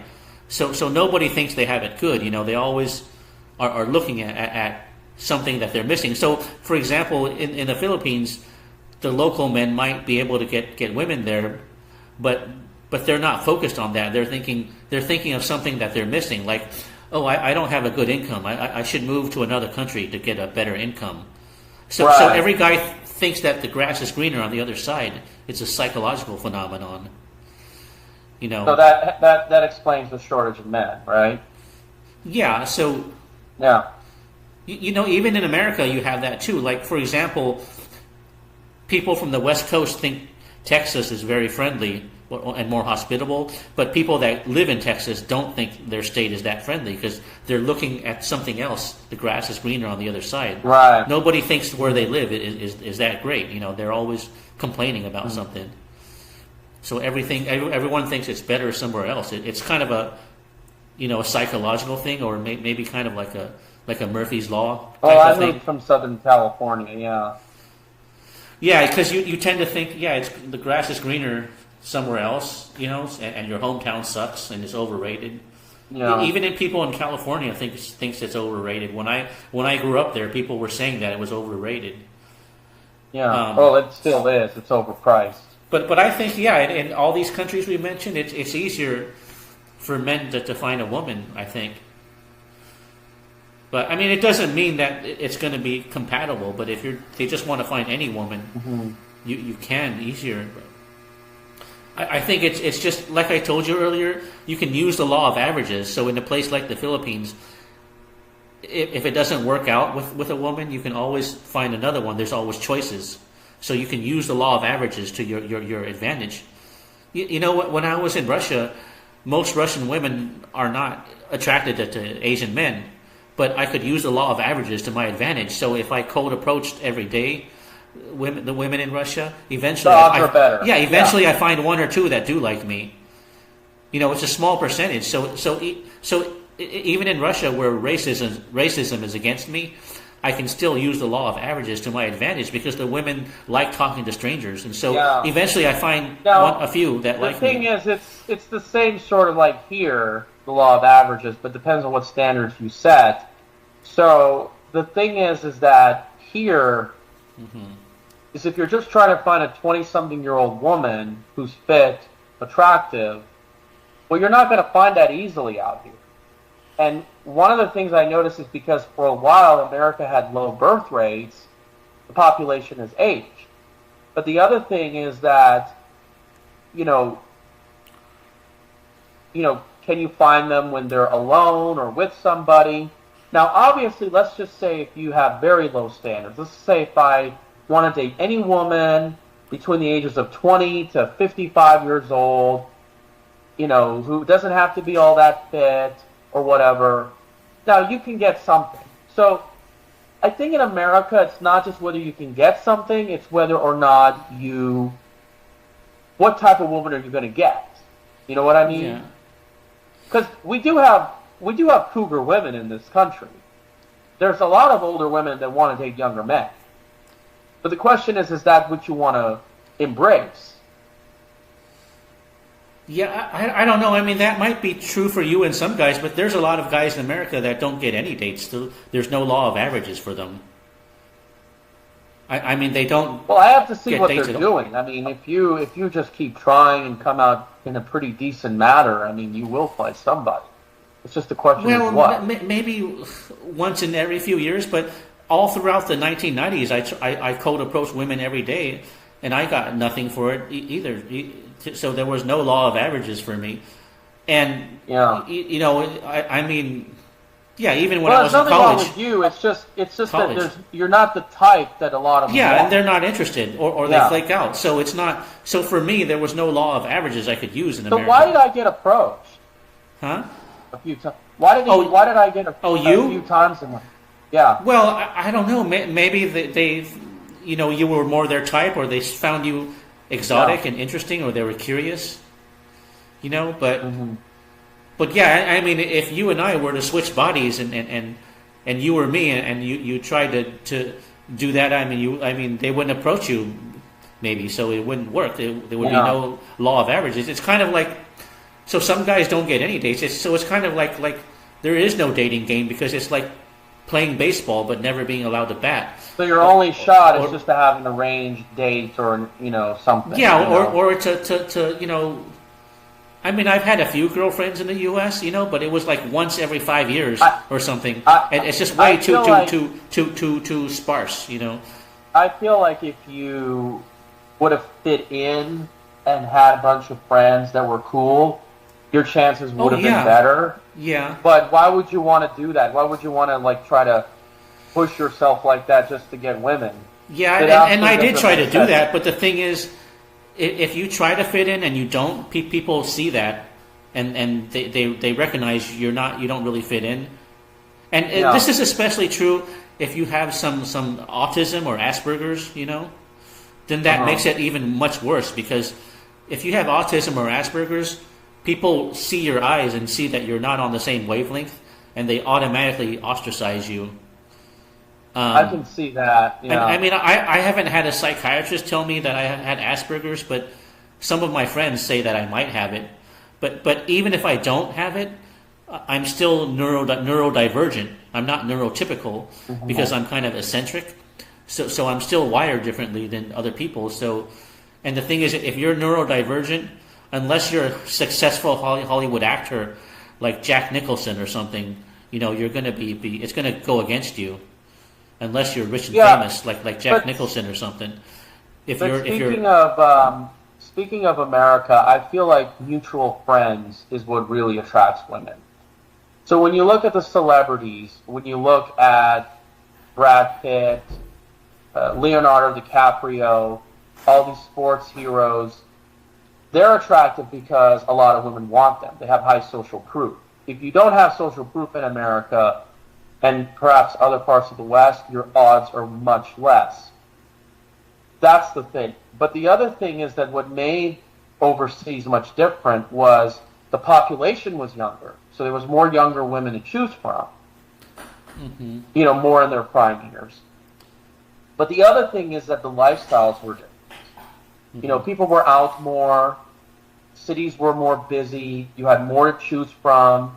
It wasn't like most parts of America where it was like everybody's just sitting at home or really in their cars all the time. And that leads me to my other point.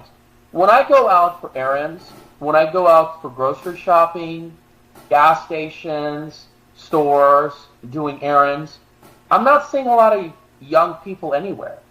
Young men are increasingly staying at home, doing porn and video games. And young women are not going out like they used to.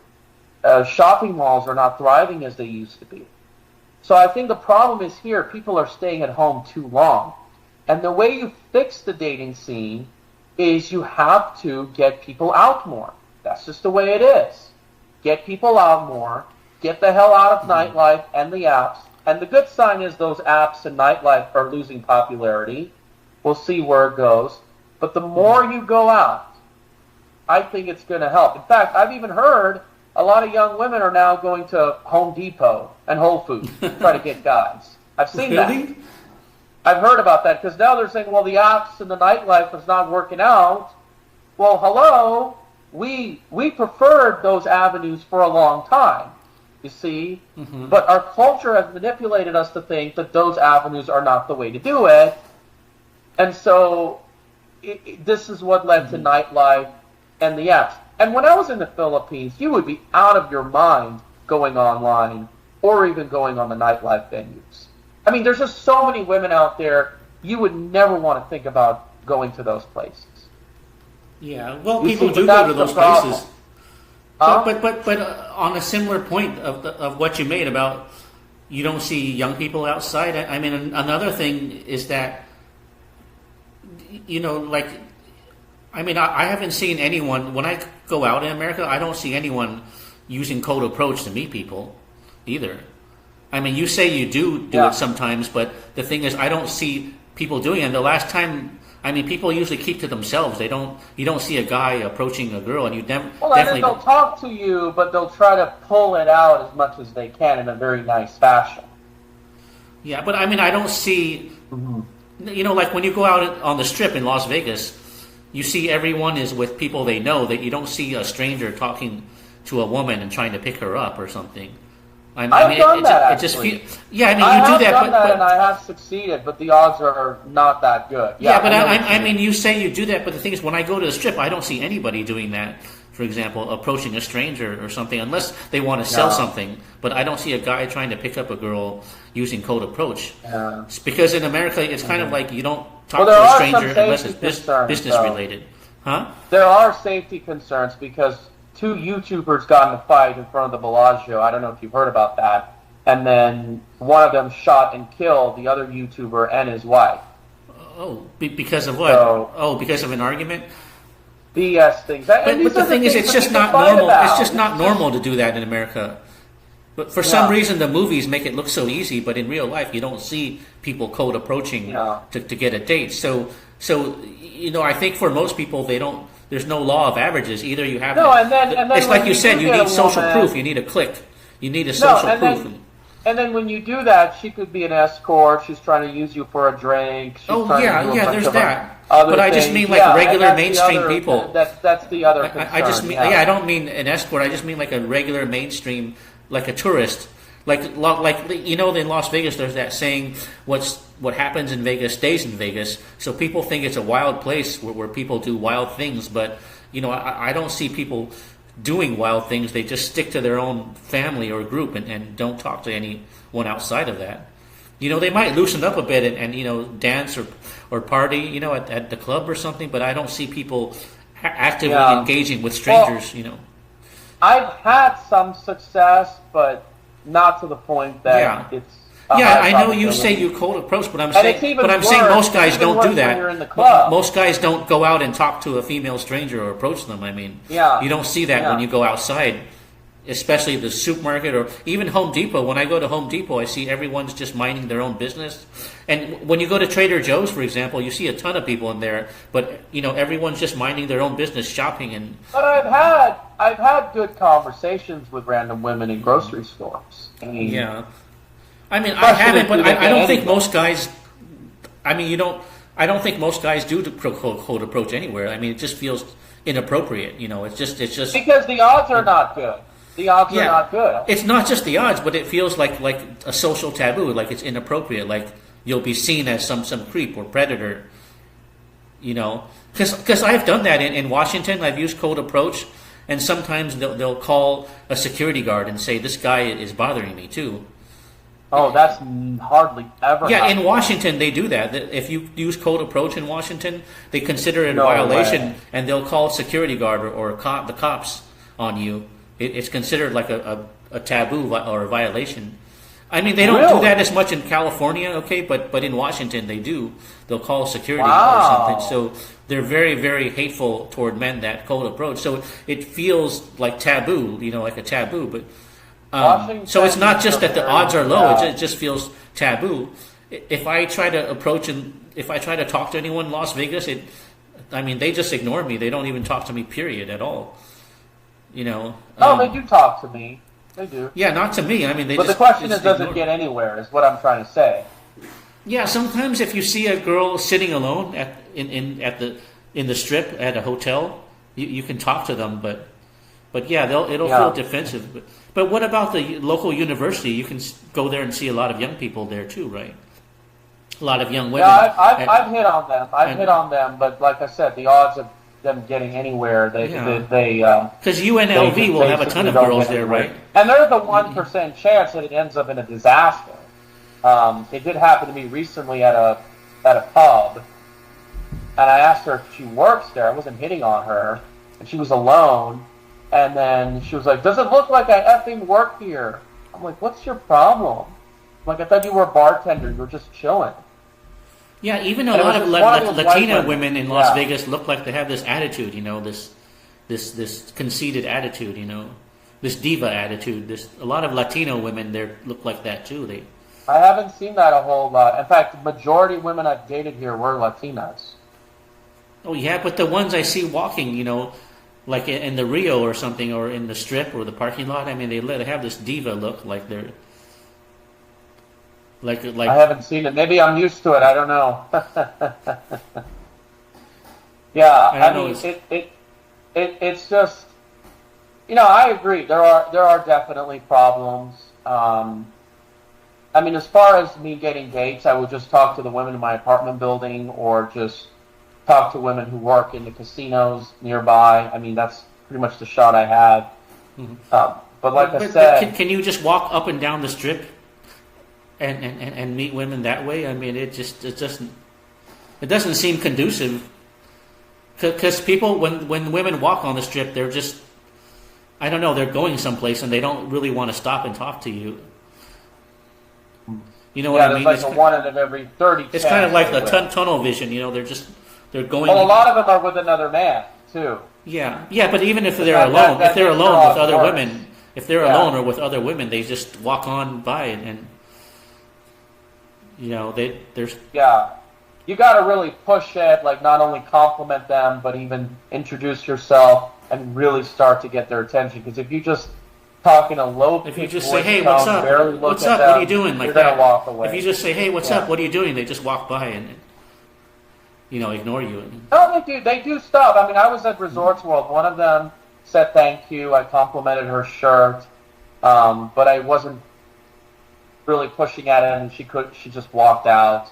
So, I mean, I know she didn't stop. She was with another friend, but, you have to do it one out of every 30 chance or 40 chance to get somebody Yeah, but I've to stop. seen women walking alone in Vegas, and they don't stop when I talk to them either. When they're In Resorts World, there was a Persian woman at the pool club, and she was alone. And then the thing was, we hung out. I got her pizza, gave her a ride. She kissed me. So like I said, that stuff does happen. But it's just, you're right. The odds are not as good as overseas. I can tell and you don't see guys even trying to. I mean, when I'm on the strip and trying to talk to girls, I'm the only one that's trying. Everyone else, there's no benefit. Just there's minding really their not own much business. Benefit anymore. It's that, but the thing is, it feels your odds of getting laid is less. It feels your taboo odds of finding a wife material is less because the odds are less. It's just not there. Yeah, but it feels kind of inappropriate. Simply put it, there's better things to do in our lives than to do this stuff. Yeah, but it also feels inappropriate too, like taboo too, because people in America, they mind their own business. They don't. They're not that open to talk. Even your neighbors aren't that open to talking to you, really. I know some of my next door neighbors, but we've never ever hung out and it's just polite talking. Just polite 5 minutes. Yeah. Now but they don't invite you inside for coffee or something. Some of the neighbors who are in the building, we've hung out, but they're not next door. They're other neighbors in the building. I see what you mean. So I think what it is that it is a concern, but it's not too obvious. Because if it was too obvious, if it was so extreme, then people would find out. Just like with dating, they don't want to make it to the point where nobody's getting action, because then it would be so obvious. They wanted there to be some action to make you think there's nothing wrong with the dating scene. It's just really you or something else. It's just the way it should be. But in reality, there's still a lot of problems. You know what I mean? But it's also like what you said. You have to fit into, the clique, the social groups, or the school that you're in, and have this social proof. You have to fit in and have a social clique to give you slang proof. Terms. Social proof. And if you don't have that, it's much harder But that's how most people do find their girlfriends. I think they have like you said, they have mutual friends. They fit it's not like overseas where you could just rely on picking random ones and then just, getting to know them and stuff. It's not like that. Yeah, even if you were in France or Germany or Spain, you could take a train and just meet women sitting next to you on the train. It'd be very easy. I'm not surprised, yeah. Because they like to meet new people. They're curious. They want to know where you're from, where you're going, what you're doing. They're very curious. Right? They're very curious. They'll start the conversation and it rolls. The conversation rolls very well, Did you say Spain? Yeah, I'm just saying in Europe in general. Well, because I know Spanish, and I have a Spanish teacher from my sophomore year in high school who I spoke to her about 2 years ago, and she recommends I move to Spain. She knows America has problems. And so the thing is, if I were to work on my Spanish, go to Spain, experience the culture, this woman I know, she's 20 years older than me, married, no kids. She lives out here. She knows Spanish. She's thinking about moving to Spain because the way America is, even though she likes the current president a lot. She's even met with him. And they're thinking about moving there. So, and then they have lower cost of living. Oh, yeah. Spain is a hot retirement spot, too. They have a lower cost of living than England or France. And Spain there's certain parts like Valencia or something. It's a hot retirement spot now. And great climate. It has good environment and low cost of living. Yeah, my friend said Valencia and stuff. Places like Valencia are a really good retirement spot. But I'm just saying, there's a big train system in Europe, and when you take that train system, you meet people sitting on the train and talking next to the ladies next to you, or sometimes Yeah. a man next to you. Yeah. The people will talk to strangers. If you watch that movie that came out a few years ago called Night Train to Lisbon with Jeremy Irons, you'll see that even an older man can meet a nice woman on the train or walking around Europe. It's called Night Train to Lisbon. And also a long time ago there was a movie called Midnight in Paris by Woody Allen, and the guy actually dumps his American fiancée at the end and meets a French girl while he's in Paris. Because people are just much more engaged. You're saying Europe isn't even as bad as America, right? Yeah, Overall. it's better, but it's declining. It's not as good as it used to be, but it's still not as paranoid as America. I'm saying you can talk to strangers a lot easier just sitting on a train or a bus. Here's the thing, because you talk about mass transit, because when I'm in New York, everybody minds to themselves when I was there. And there's the fear that something could happen, you could get stabbed, or homeless people, weirdos, strange people, even in San Francisco. Now, Chicago was a little bit better. You could talk to strangers, you could have a conversation. But even there, it was still like, I don't know how it is actually, yes, I did take the train in Calgary in Alberta. It was literally the same thing. Everybody was minding their own business. Alberta, as you know, it's a different country. Well, yeah, Canadians are very reserved too. They're not. They have that very Scandinavian reservedness. Canadians. Yeah. Canadians their food was that better. open. Their food was better. Their natural environment was pretty good. Oh yeah, their food is healthier. I think it's more health. They're more health conscious in Canada. Yeah. But it's not. But it's not that good for meeting women. They're kind of actually some women are nice in Canada. They're just very polite. Just very polite, but not really wanting to get. America has a trust problem. And the thing is that you have the safety issues. You have the homelessness in some cities. You have, and also this is taboo to say this, but multiculturalism makes people not want to use a train. Unfortunately. Oh yeah, there's a guy named Jared Taylor that talks about that. How multiculturalism actually backfires and makes everything worse. But I went to his conferences. Jared Taylor. I went to his conferences twice. Yeah, especially because the multiculturalism you have in America is forced, whereas the multiculturalism in Brazil is natural. It doesn't work against the culture in Brazil because it's organic multiculturalism. But the multiculturalism you have in America. When they interviewed him on MSNBC over 20 years ago, he said he didn't like Brazil. He did not like Brazilian multiculturalism. But again, it all depends on how it's done. You're absolutely right. Yeah, because in America it's forced multiculturalism. And in Europe, too, the multiculturalism there is forced. It's pushed aggressively. It's not natural. If it was natural, even in the Philippines, there's sort of a multiculturalism because everyone's a mixed race in the Philippines, but it doesn't work against them. It doesn't create hostility there. Yeah, and I interviewed Jared Taylor, and I did interview his speakers other times. Now, the thing is, they don't have a problem with me or you being in America. It's just that they don't want us to date white women and marry them and have kids. And I get it.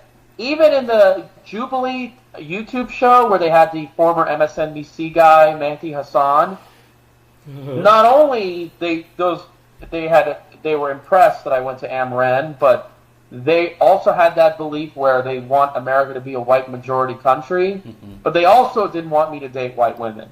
So Murren would welcome us, or? Murren would welcome us? Yeah, they said anybody can come. Maybe there's a few that might not like you or me, but you could certainly go. I agree with him on most things. I agree with Jared Taylor on most things. But the thing is, he claims that everyone prefers their own race for friendships and stuff. And that's not true for me because most of my friends are white. Because I'm more white on the inside than Asian, so I don't fit into his model. Same. He might not like that. Yeah, I don't get along with my ethnicity as much. But white women is a different animal, though. Yeah, but I told you before, the white women in Europe are a lot different than in America. Totally different. Well, also, I met some white women from Louisiana one time, and they were quite of a contrast, too. Yeah, Southerners are more late hospitable. Yeah. They're more friendly in hospital, it seems. Like, I met some from Kentucky and Tennessee, and they were much friendlier than on the West Coast, too. Mm-hmm. But... Yeah. And the thing is, I just want to say, though, that I think but I do think there are signs that things are shaking up. I do think more young men are realizing this. And I'm not saying the Republicans are necessarily better, because remember, they're special interests. A lot of them are boomers who are politicians. A lot of them could be propagandists, because I don't trust Tomi Lahren. And I've seen her once. Oh, Tomi Lahren's pretty hot, though. She's very well-spoken and hot. She used to go to UNLV. Yeah, but she's not... I know, but they interviewed her on... she looks like a plastic Barbie, though. She looks like a plastic Barbie. Laura Ingraham, and then she says, dating is a mess because men don't want to put effort and they just want to order DoorDash or whatever, and she's not taking account that American women have flaws, too. So this is, again, my point, is that it's not like the other side is a lot better, but when we're seeing a lot of young men shift away from the Democrats, for all races, by the way, even black men.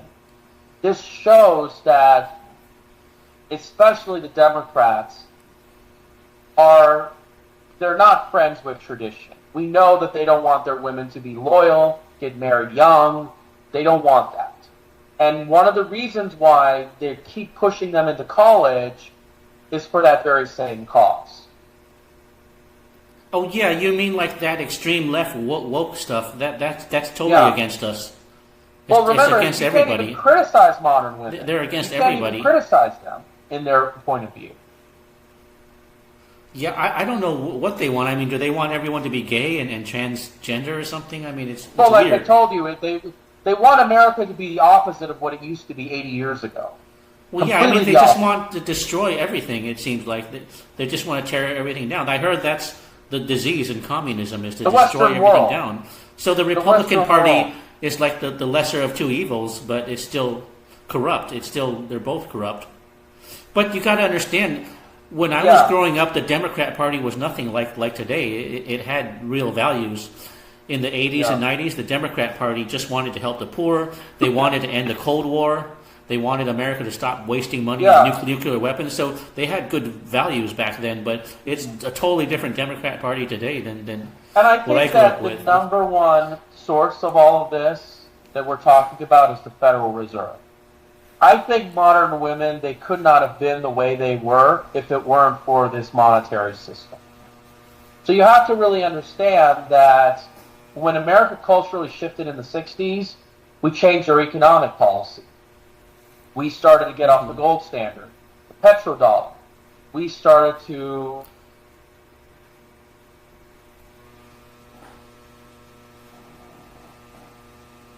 in America. We changed our tax policy. A lot of things began to change, but the Federal Reserve was the heart of the problem. And sometimes I think about it, remember the financial crisis of the late 2000s? Oh yeah, the one in 2008. Remember 15 years ago when the foreclosures and I think something similar is going to happen again. But remember the bailouts, all those things that happened. Sometimes I think that if it weren't for the Federal Reserve being able to prop things up with low interest rates, America would have really sunk down economically. And then I think a lot of the cultural social problems we have, especially with modern women, would have imploded. And then they would have had to reverse the trend. So what it is that when you see this, a lot of things here are artificial, and I think you can agree. Not everything, but a lot of things in America are fake. This fake economy, which is propped up by low interest rates, all the dollars that's being created, by debt, by usury, is from the Federal Reserve. All the deficit spending, where women get all this welfare money and everything, and these corporations that promote this agenda that they're propped up by loans and everything, is the Federal Reserve. So the Federal Reserve is the heart of the problem. So had America's economy would have fallen apart, a lot of these problems would have had to reset. You see? Yeah. But the Federal Reserve has been They around. were not finalizing with their plan. Mm-hmm.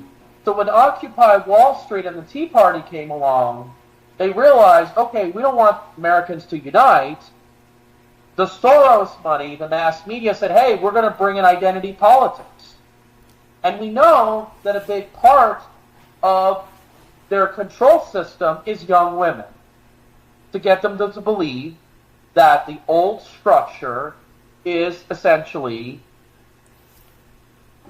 needs to be dismantled. They're basically tools. Now, is it really working? I don't know, because young white women equally voted for Harris and Trump, but we know that the real division in America is happening within white women. I don't know if you've noticed that. No, I haven't, but the thing is, once women get spoiled, even if they become poor, they don't all of a sudden have good values again. Because that's what someone told me, that once people get spoiled, even if they're poor and have no money, they're still, very, very, they're still very uppity and conceited. Or if they're poor, essentially what happens is, their attitude doesn't get better just because they're poor. If they're poor and they see other women, essentially, what was I going to say, are doing much better, they want to be like them. You know what I mean? It's all a competitive advantage. Yeah, but poor people don't always have better values. Some poor people just scam other people too, and they still have no morals. Just because they're poor, it doesn't make them better people. And also, if you look at America in the 1950s, the economy was very prosperous, but women were still wife material or marriage material in the 50s, even though the economy was doing very well and booming. Well, I'm not talking so about it's about values. Poor. Okay. I'm talking about the financial system that's propping this system up. You know what I mean? So if we had a reset, then culturally and socially America changes, whether it becomes rich or poor. Well, maybe. In fact, if America becomes a richer country and wages go up and men earn enough to support a family, it could help, sure. Because part of the reason why women go to school is because they know most men cannot support a family. You see what I mean? But I'm just saying the source of the problem is the Federal Reserve. It's Wall Street. Remember, it's a battle between most men and very few powerful men, because it's the very few that control the mass media and influence women. Yeah, but they're still pushing feminism, and that you don't need a man. That's the problem. The media, it's still part of the values. But the thing is, the feminism.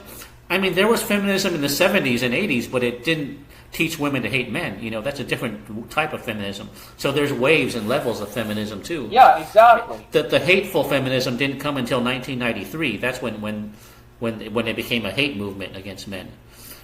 Yeah. Because the feminism you had in the 80s was not like that. Men and women still liked each other. They weren't as competitive. They just wanted equal rights. Okay, but it didn't become a hate movement. More acceptable. In the 80s, it was more acceptable to meet women at work.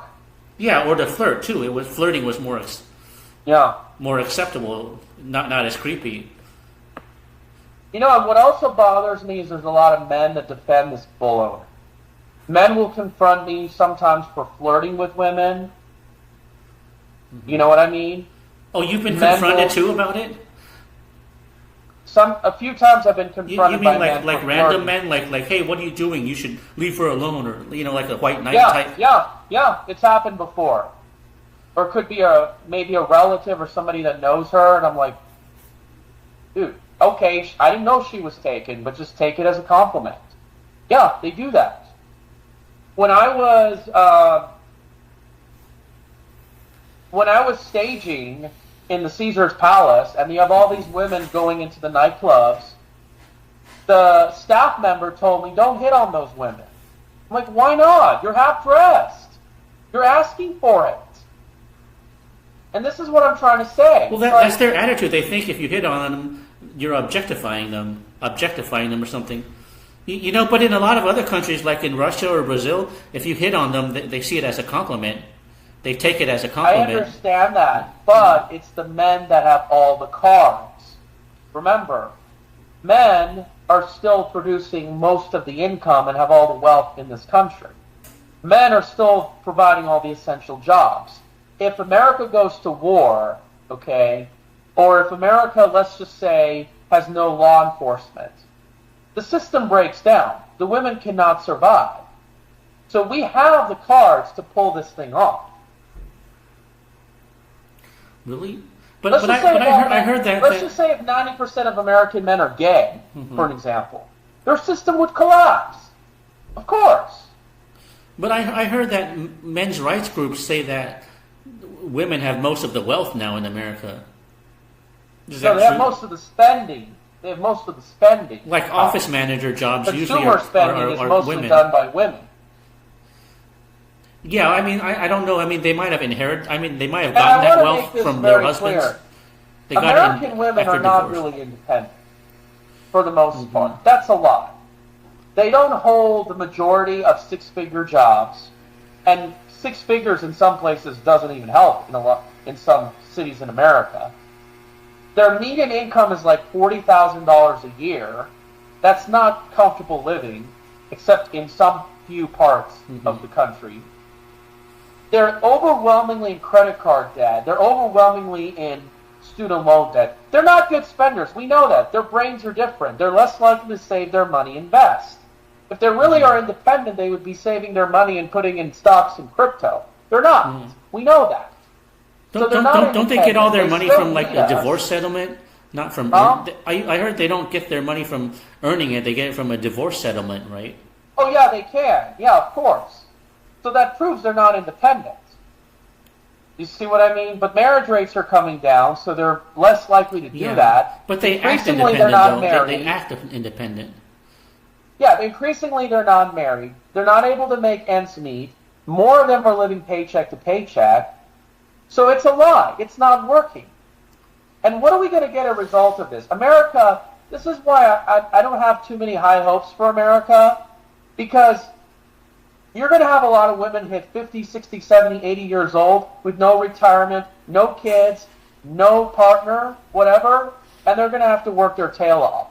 We don't know if there's going to be pension or reliable Social Security. I mean, you're going to see homelessness probably go up.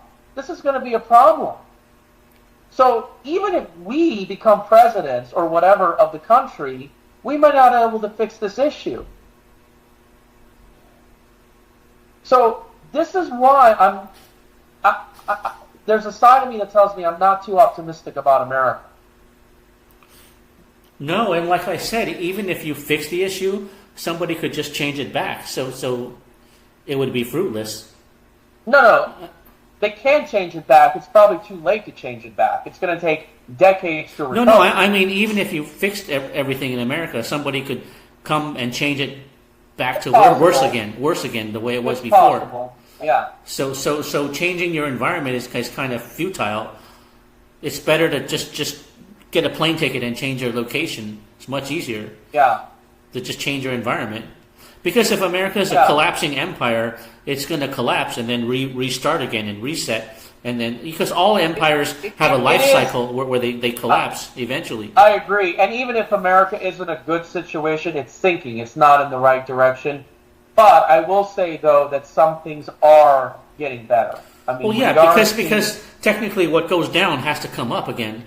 Yeah. It can't keep going down forever. It has to start climbing back up again.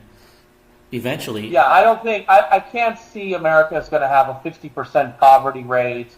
It's going to have a murder rate that's comparable to, I don't know, Honduras or whatever, or whatever. It'll never be a third world country. It might be a second world country, but not a third world. Well, I mean, America is... It's still very rich, I mean, America and it has a powerful military, and it's really rich. Well, that's the thing. Like, the thing is, America just looks good because it has a lot of everything. You think America is good because you have a lot of house, you have a lot of cars, you have a lot of land, you have a lot of food. But material goods doesn't mean better thing. And the thing is, America's economy is propped up by welfare, debt, and being the world's reserve currency. So if you get rid of those things, then you really see what reality is in America. Well, yeah, I mean, it's a bubble in a house of cards. But there's people that, have it really good. Like if you go to California, you see a lot of big houses with people that have have a very good life. Now, hardly any middle class, though. Yeah, you mean it's like upper class and lower class, and I mean, there's a lot of people with nice houses in California everywhere, and in Las Vegas too. There's big rich areas. But what's their quality of life? What's their quality of life? Do they know their neighbors? Do they have a sense of community? No, they don't have a good. Probably not so much, but I'm sure they have. They have consumerism, because in America that's all there is, consumerism. They have that, but it depends. I mean, if you're a good-looking woman, you'll get a lot of attention, and I'm sure the neighbors talk to you if you're a good-looking woman. You remember that pop singer Debbie Gibson from the 80s? Debbie Gibson, the pop singer. I probably heard her songs. Yeah, I mean, she has a lot of pop songs, but she lives in Las Vegas, and in her interviews, she said all her neighbors are very friendly and warm to her. But, she's a pop star, a former pop star. So, of course, they're all going to be everyone's in her whole neighborhood is going to be very friendly to her. But, I mean, a lot depends on who you are. If you're Debbie Gibson, yeah, all those rich neighbors are going to be friendly to you. But if you're an average guy, no, they're not. I mean, because people don't talk to you unless there's a business purpose. Usually you have to have a business relationship to talk to somebody. You don't just talk to somebody just for the heck of it, like we are. Mentally we have things in common, so we can talk based on that. But I feel like modern women aren't giving us much. Really, they're not giving us higher levels of intercourse. It's funny, we sexualize everything, and then we're not getting more activity. But it's not just the attitude. I think fundamentally, people in America just don't like other people. The women just don't like men. They don't like us. It's not just that they have a bad attitude. They just don't care for other people. Nobody likes. It's kind of misanthropic. We're engineering their products. We're picking up their garbage. We're fixing the electrical lines. We're providing them public safety. So they need us. They need us, but they don't like us. We're providing them all the capital they need to start businesses. Yeah. So they do need men, but for some reason they don't like men. People are kind of misanthropic in America. They get more from us than other countries. They get a higher standard of living. Well, of course, they get all these benefits. Because they're spoiled. They're entitled. Right. They think they deserve the best of the best. Every woman thinks she's a goddess and deserves the best of the best. So that attitude is terrible. But it's not just that. I notice people in America are just misanthropes. They just don't like other people. You know what I mean? When you go outside and talk to your neighbors, you don't get this sense that they really like you. They don't really like you. Let me tell you something. But Winston, other problem is that what kinds of people you're going to meet. Like, it's also the people have to be quality people too. Like, if, let's just say, because we talk about multiracial societies, I mean, if you are dealing with certain types, I'm not going to get into it, that don't dress well, you go to their apartment, it smells like marijuana, they're just not like you. I mean, the fact is, if people are not like you, you can't force them to like you. So it's also the quality of people that have changed. I mean, look at how the quality of people have changed in the last 70 years. They used to talk better. They used to dress better. They used to, you kind of get the idea. I mean, the quality is just not there. Look at, Oh, yeah, of course. Yeah, I mean, there's everything's this lower guy quality. I talked to in the pool in this apartment building. Yeah. He's really overweight. I don't like that. Even the movies and rock stars and athletes are lower quality than before. You know, I mean, even the athletes are lower quality, and the movies and the pop stars, they're lower quality too. I mean, that's another issue too. But the thing is, even if you're a good quality person, I mean, you know, people only like you if you radiate some charisma or something, or you know, they can relate to you. You know, they vibe with you. You know, I mean, you have to have a certain charisma and magnetism too. It's not just being a good quality person. Mm-hmm. You know, and people have to relate to you too. So it's not. So it's almost like a rocket science. You know, it's not a simple formula. It's like a rocket science thing. It's too complex. Like I said, like cold approach is considered desperation. It's like when you don't cold approach, it makes you feel like you're cool. You don't need anybody. You're better. You know, it's just that indirect language that people are playing, and I just don't like it. I really don't. And to be honest with you, it's like, you know, people can be friendly, they can hang out with you, but the question is, do they really, really give a damn about it? And that's the real thing you got to keep in mind. Because if they don't really give a damn about you, that's where the issue is. Well, of course not. No. And the most people of the are people way that too self-absorbed to give a damn care about you. Most of the people that give a damn about you are just your relatives. That's the thing. Yeah, maybe relatives or loved ones, but people are just way too self-absorbed. They don't care about other people. No. The problem is that my family, mostly, they're stuck in this inferiority complex to think that there's no other country that is a better place to live than America, and there's no other state that's better to live than California. And it's just ridiculous. Because, like I said, the climate and all these other things, the geography, it's... Really? But your family agrees with some of the things you say, right? It's not... I mean, some things are obvious, like the decline of society is obvious. They agree modern women have issues. They agree that they're irresponsible who they pick. They believe there's a biological clock. They believe in this stuff. But it's just like they're still telling me, oh, you'll find the right person. Just wait and see. Oh, okay. So if I just sit at home and do nothing, I'm going to find the right person. You know, if I have that habit, it's just going to come to me. No, it's not. You have to put effort into it. You have to know that there's a strategy. Of course. Now, what they're probably trying to say is don't push it. Somebody's going to come. And I agree that, you know, when you get good things in life, it happens. You have to be patient. But you have to increase your odds. This is the way it is. Simple. You know? Yeah, but at some point it becomes more trouble than it's worth, you know? Like for me, I told you before, I've had maybe three girlfriends in America. But the thing is, they only come once every 5 years, so it's not worth the time to try to find a girlfriend once every 5 years. It's not worth it. It's too much wasted years just to get one girlfriend that's not going to last. You know, so it's not the cost and expense and benefit isn't worth it. The cost benefit analysis, I mean.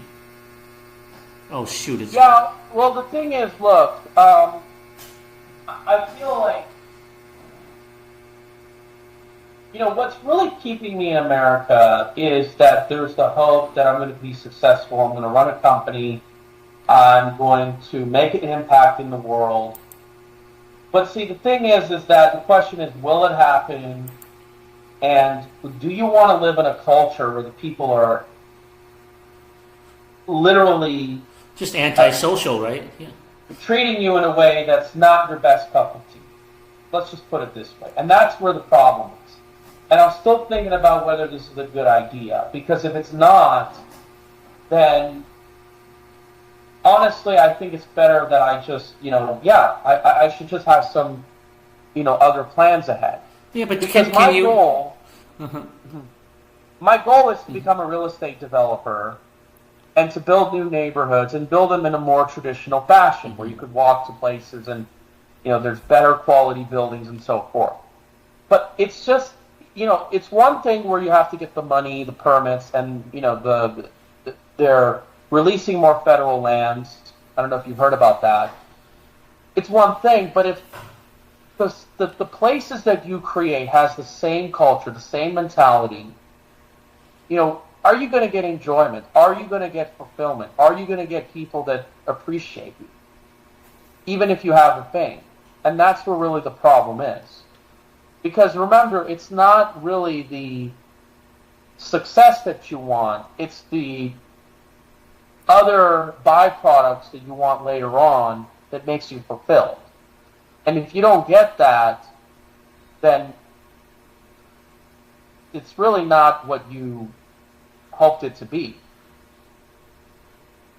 Yeah, I mean, it's not just about work and money. You have to have meaningful experiences and connections and, a quality of life. It's not just about money. You have to feel alive and comfortable with your own skin. But I mean, are you able to take your work and make it into a portable income where you can do it anywhere you want? Well, absolutely. I mean, look, I could... Because that's the ideal situation. I can create floor plans and sell them online. And remember, if you sell floor plans, you can sell them all over the world. You can even sell them if you're 6 feet under, because people need floor plans even in the future. You can build homes in America, rent them out, and use the rental income and live overseas. You could do that. You could even build stuff in other countries. And in other countries, it's easier to build things. We all know that. The permits and everything, it's a lot easier.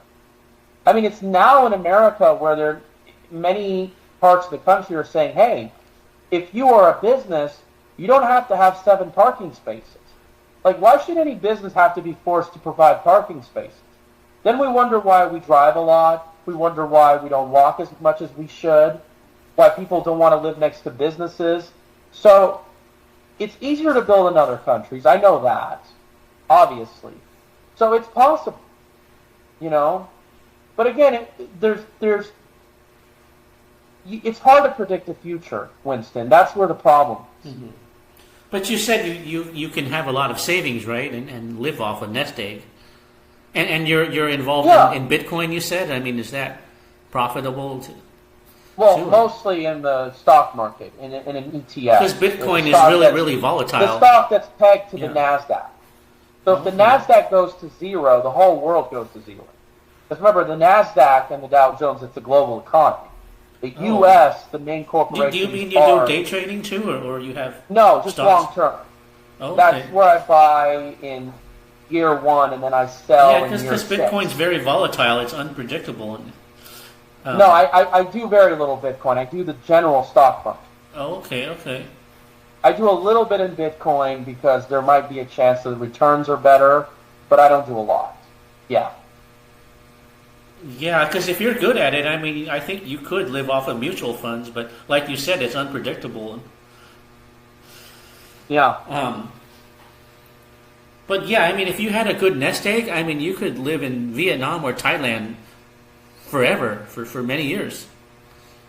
I could, yeah, but then again, there's a side of me telling me that there's hope here. You can get things done. I wouldn't. I mean, America's been declining since 1993. I mean, I wouldn't put any hope in it. And even if but it's my dream to be a developer and to build something. Okay. Let's get that out of the way, and then if it succeeds, if you build a few dozen. But you can always I mean, you could always live abroad until things get better in America, which could be years. I mean, I want to build. I want to develop neighborhoods. Okay. I mean, where would I do that though? I don't know. That's why I said. You know somebody who I can talk to who could help me buy land overseas and build homes and sell them? Is there any way that I could do that? Yeah, I don't know much about that, but usually foreigners aren't allowed to buy land overseas. That's the problem. Yeah. Like you couldn't buy land in the Philippines, Or you can only buy condos. I mean, you'd have to do some research into that, or watch. Follow that guy, Nomad Capitalist, that guy. Yeah. I mean, he might have some advice on that. What I'll do is I'll just buy land here, build, get something done, At least I have a record of standing up to the system. And then if it goes anywhere, if America keeps declining, I'll just get the income and then live overseas. There's definitely, like I said, you could just cherry pick. You can get the economic benefits here and then the social benefits overseas. It's very simple. And I don't know if it's going to be Southeast Asia. I don't know if it's going to be Latin America. Oh. Yeah, there's almost 200 countries to choose from or something. There's a lot to choose from. You got to do a lot of research and travel to find out. Yeah. There's some countries that are giving away free houses. Like I heard Italy is giving away free houses now too. But again, I want to get away from the Western world. Oh. Well, I mean, Italy's a great place, but all these free houses are in dead towns, though. I mean, they're in dead towns. Argentina, well, I could live there, but I want to spend time in somewhere like Argentina where it has the benefits of Latin America and Europe into one. Oh, yeah. And the country has improved, so, And it's a more intellectual culture, too, I heard. Yeah. But are you saying it's a country, if I can cold approach a lot, for a couple of months I'll be able to find somebody? Do you think that will happen? Or yeah, I don't know about Argentina, but I would think so because the people there are much more genuine. I mean, it's not going to be as good as Philippines, maybe, but it's going to be better than the U.S., I think. You're going to have kids that look like you, too. Yeah, and plus, but for sure, Brazil and Colombia are very good for cold approach, meeting women. For sure, everybody says that. It's a paradise for meeting women. But if I think there's different types there. It depends on your taste. But I think there's different types. There's curvy types and thin types and petite types. I think there's a variety, but I like average. Yeah. But yeah, I think. Feel like, but you still, even if you don't live in the Philippines, you can still go there for a few months and have a very good time. Yeah. And by the way, I was going to say, the Southeast Asia, they can be too thin and too short, and that's the other thing. Yeah, too short, yeah. You're like 5'9" or 10 or 11. Oh, 5'11"? Okay, that's pretty tall then. I mean, you could do well in Europe. You could do well in Europe then. To my other point, because I think you would do well in Europe then. Yeah. That's the other thing, because you're 5'11", your income is above average, you have 15 years in the stock market. You have a nice-looking face. I go to the gym. Now, very few men in America have that, or above. Yeah. You know that. Yeah. So this is why I don't believe that they don't have high standards, specifically. I think the heart of the problem is specific standards. So in America, women will just reject you because you cold approach them. Not because you said anything that was wrong, or your appearance or anything. It's just that the type of man and how you approach them or how you met them is really the problem. It's specific standards. But 5'11" is still pretty good in like I said, Latin America or East Asia, of course. Yeah. Yeah, well, that's the thing. Even if you fit their standards, they can just be fleeting and change their mind for no reason. So it's not about you or whether you fit their standards. They're just I forget the word. You could have all what they call the 6 foot heights, 6 figures, whatever, and they could still find a way. Well, maybe he was just socially a little strange or whatever. I mean, get out of here. It's just and some women they're just a different person every day. They just have a split personality disorder too. And that's why they don't stick to you, because then they have a change of mind and then they go for another guy. Yeah, or they get bored and just say, "Oh, forget it. I just want to do it somewhere else." That's why if I were to live here and be in America, I would do sort of what they used to do. Yeah. Find an appropriate date or a groom for my daughter. That's what but a lot of it is also personality too. Like you need a certain charisma and magnetism to fit in. I mean, to attract them too. You can't just be a good, handsome guy with a lot of money. There's a certain magnetism that they like, and if you don't have it, then they just don't feel attracted to you if you don't have that aura. The way you carry yourself. And the media is just saying. The media is saying, well, women are not getting married or they're having kids later because they're focusing on careers. And we all know that's so misleading and not true. But they're using that to cover up all their wrong decisions that they've done in the old days. Yeah. That's pretty much what it is. Mm-hmm. So, yeah, for sure. Like I said, they keep scapegoating these little things that don't matter. They're not looking at the heart of the issue. Problem is, we know this isn't done by accident. This is a manipulated, non-organic approach that they've created. And that leads me to my point. Is there men that you know that live in this country that are having problems with dating, friends or relatives? Well, of course. I mean, every guy on my forum has problems dating in America. Well, not all of them, but most of them do. And they're trying to go overseas, and some, are overseas and some are not. You know, I don't know if you visited my forum, but yeah, I mean, there's that. But I don't know. But most of my relatives, you know, they got married and settled down, and it's not an issue to them. You know, some people are very square. You know, they graduate college, they find a good job, they find a wife, and then they settle down for the rest of their lives. A lot of Asian Americans are like that. Their life is very square. Somehow they're able to fit in. They're able to find somebody at the right time, and so I think there's a little bit of destiny. Is that the ticket to the good life, though? That's the thing. How do we know? Well, you don't know if they're really happy or not. I mean, they'll tell you they're happy, but they have everything they need. They have a nice house and a nice wife and a nice career. Some people have that. The only ticket to a good life is good grades, a high-ranking university, a corporate job. I mean, that mantra.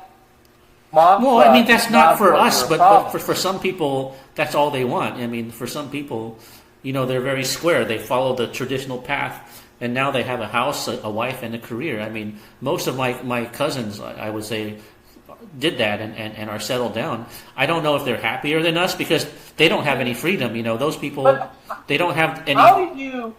They have no freedom. How did you become essentially different from?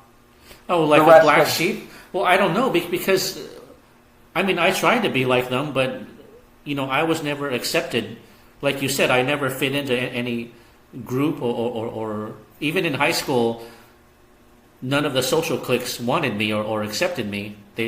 So I never had a real, you know, social. Yeah, like me, life pretty in much. America. I was a pretty unique bird, essentially. Yeah, but I mean, I tried to fit in. I didn't want to be like a misfit or an odd guy. But who knows? Maybe I have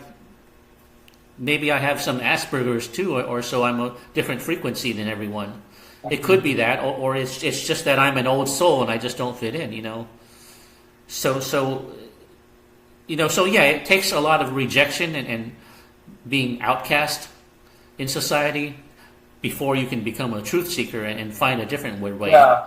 But the thing is, I can't be a corporate slave even if I tried to be because it's just too conformist. It's just too robotic, you know.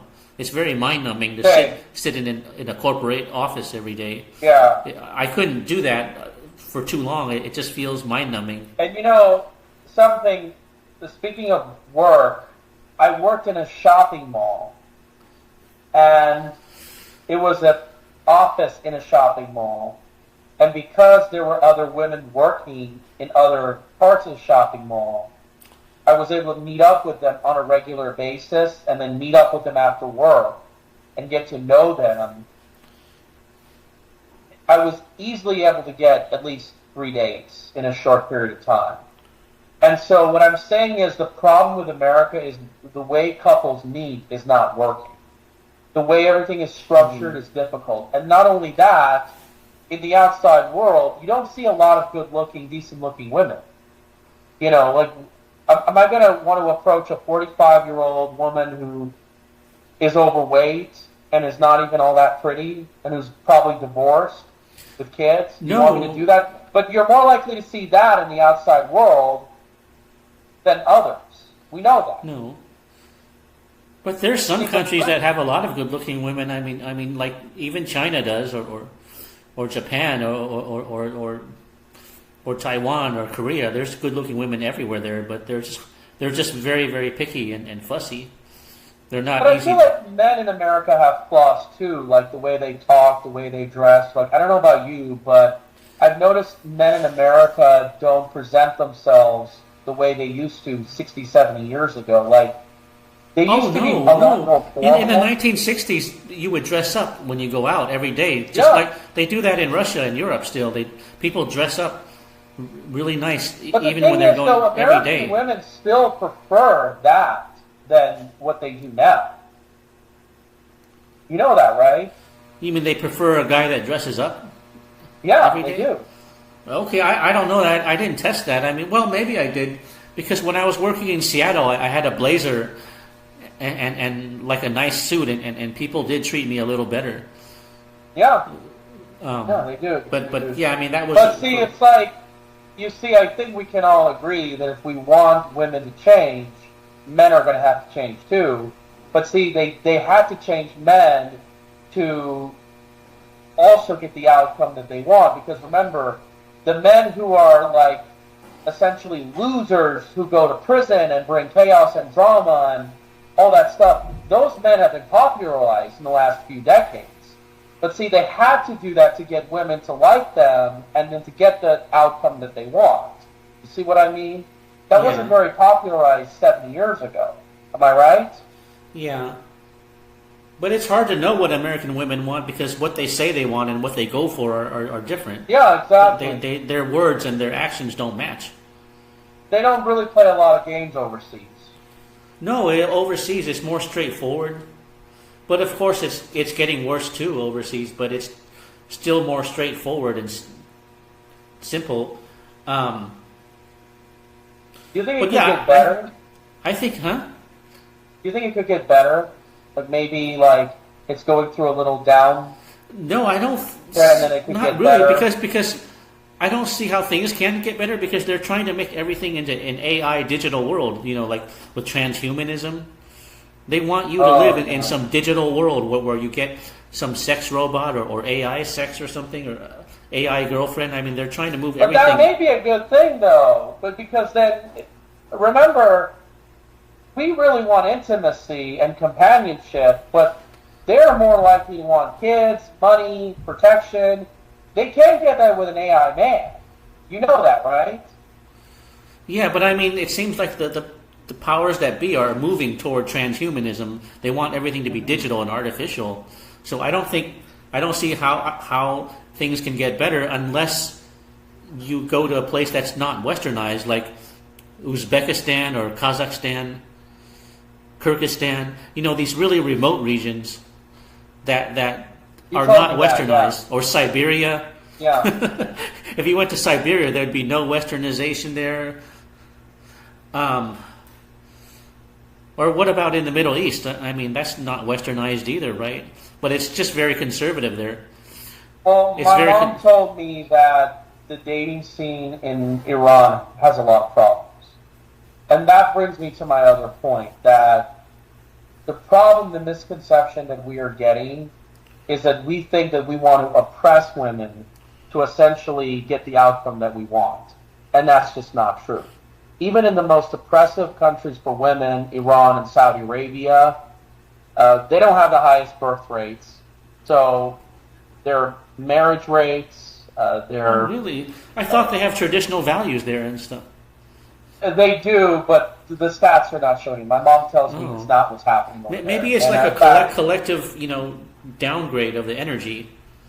Like the whole energy is just going down, Like... Again, I don't know. I haven't been there, but I'm most likely thinking that the Philippines is better than England. Yeah, the Philippines is a happier place, at least. Whether you find a good girl or not, it's still a happy place. The environment is still happy there. When Iranians come to the West, they get really worse. Their attitudes. So they corrupt very easily. Bitchy. Yeah. Yeah, Asians are like that too. Asian people corrupt easily. Effect. I don't know. They're so materialistic, they corrupt easily. Asian women are like that too. Well, and what's happened is a lot of Iranian men in America have been dating outside their race. This is why you see more of them with Asian or Latino women. Now you're seeing a lot of mixed race, Middle Eastern, and, like I said, Latina or Asian women. In fact, even the wealthy Arab men in Dubai, they're with Filipino women. Did you know that? No, I do know a lot of Filipino women go there to work. A lot of Filipino women go there to work. I know that. No, but of course they have relationships. You do know that with the Arab men. No, they just tell me that they're working all day. I don't know what they're doing there. No, I heard they have relationships with the Arab men. They do. Okay. Because if they have money and they're taller, why not? I mean, if they would go with me, why wouldn't they go with them? I mean, we're not ethnically, we're not that much different. Well, because I don't know what they're doing there. Aren't they working as caretakers or something, or clean? No, they are. They are. The first group I met in Manila, they had one of their friends in Oman.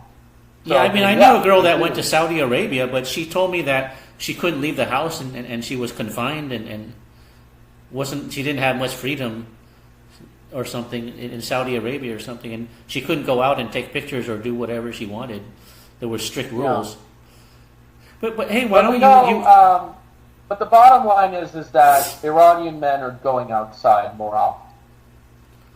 Okay. Just like white men. Because Iran looks like a very down-to-earth place. I mean, in the videos. It does. I haven't been there, but my mom is telling me that the dating scene is not that good. I don't know. I have to stop. But don't they have like arranged marriages there? Like they can arrange. That's what I was going to say. They do, and my grandfather has talked about it. But again, I don't know. But how would you get that arranged? You would have to have people help you. A lot of people have told me I should do that. Yeah, help you arrange the marriage, right?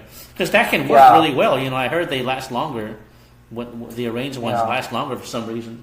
But another option you can consider is Poland. In Eastern Europe, Poland, because in Poland women are tall, like what you want. But they have better values there. They still have good Catholic values in Poland. Yeah. But again, and they're feminine there too. They're feminine. Northern European women don't turn me on as much. That's the thing. No, this is Eastern Europe. Yeah, it's still Northern European. Yeah, or maybe Central. But a lot of people say Polish women are good. They have a good attitude. I want to go somewhere where people are my skin tone. Oh, skin tone? Well, there's always like Romania or Kazakhstan or Uzbekistan or Kyrgyzstan, and could be. There's no competition there because no Western men are going there. Now. If you went there, you'd be the only Western guy because no Western men don't go to Kazakhstan or Kyrgyzstan or Uzbekistan. Is it easy to go there? Yeah, I think so.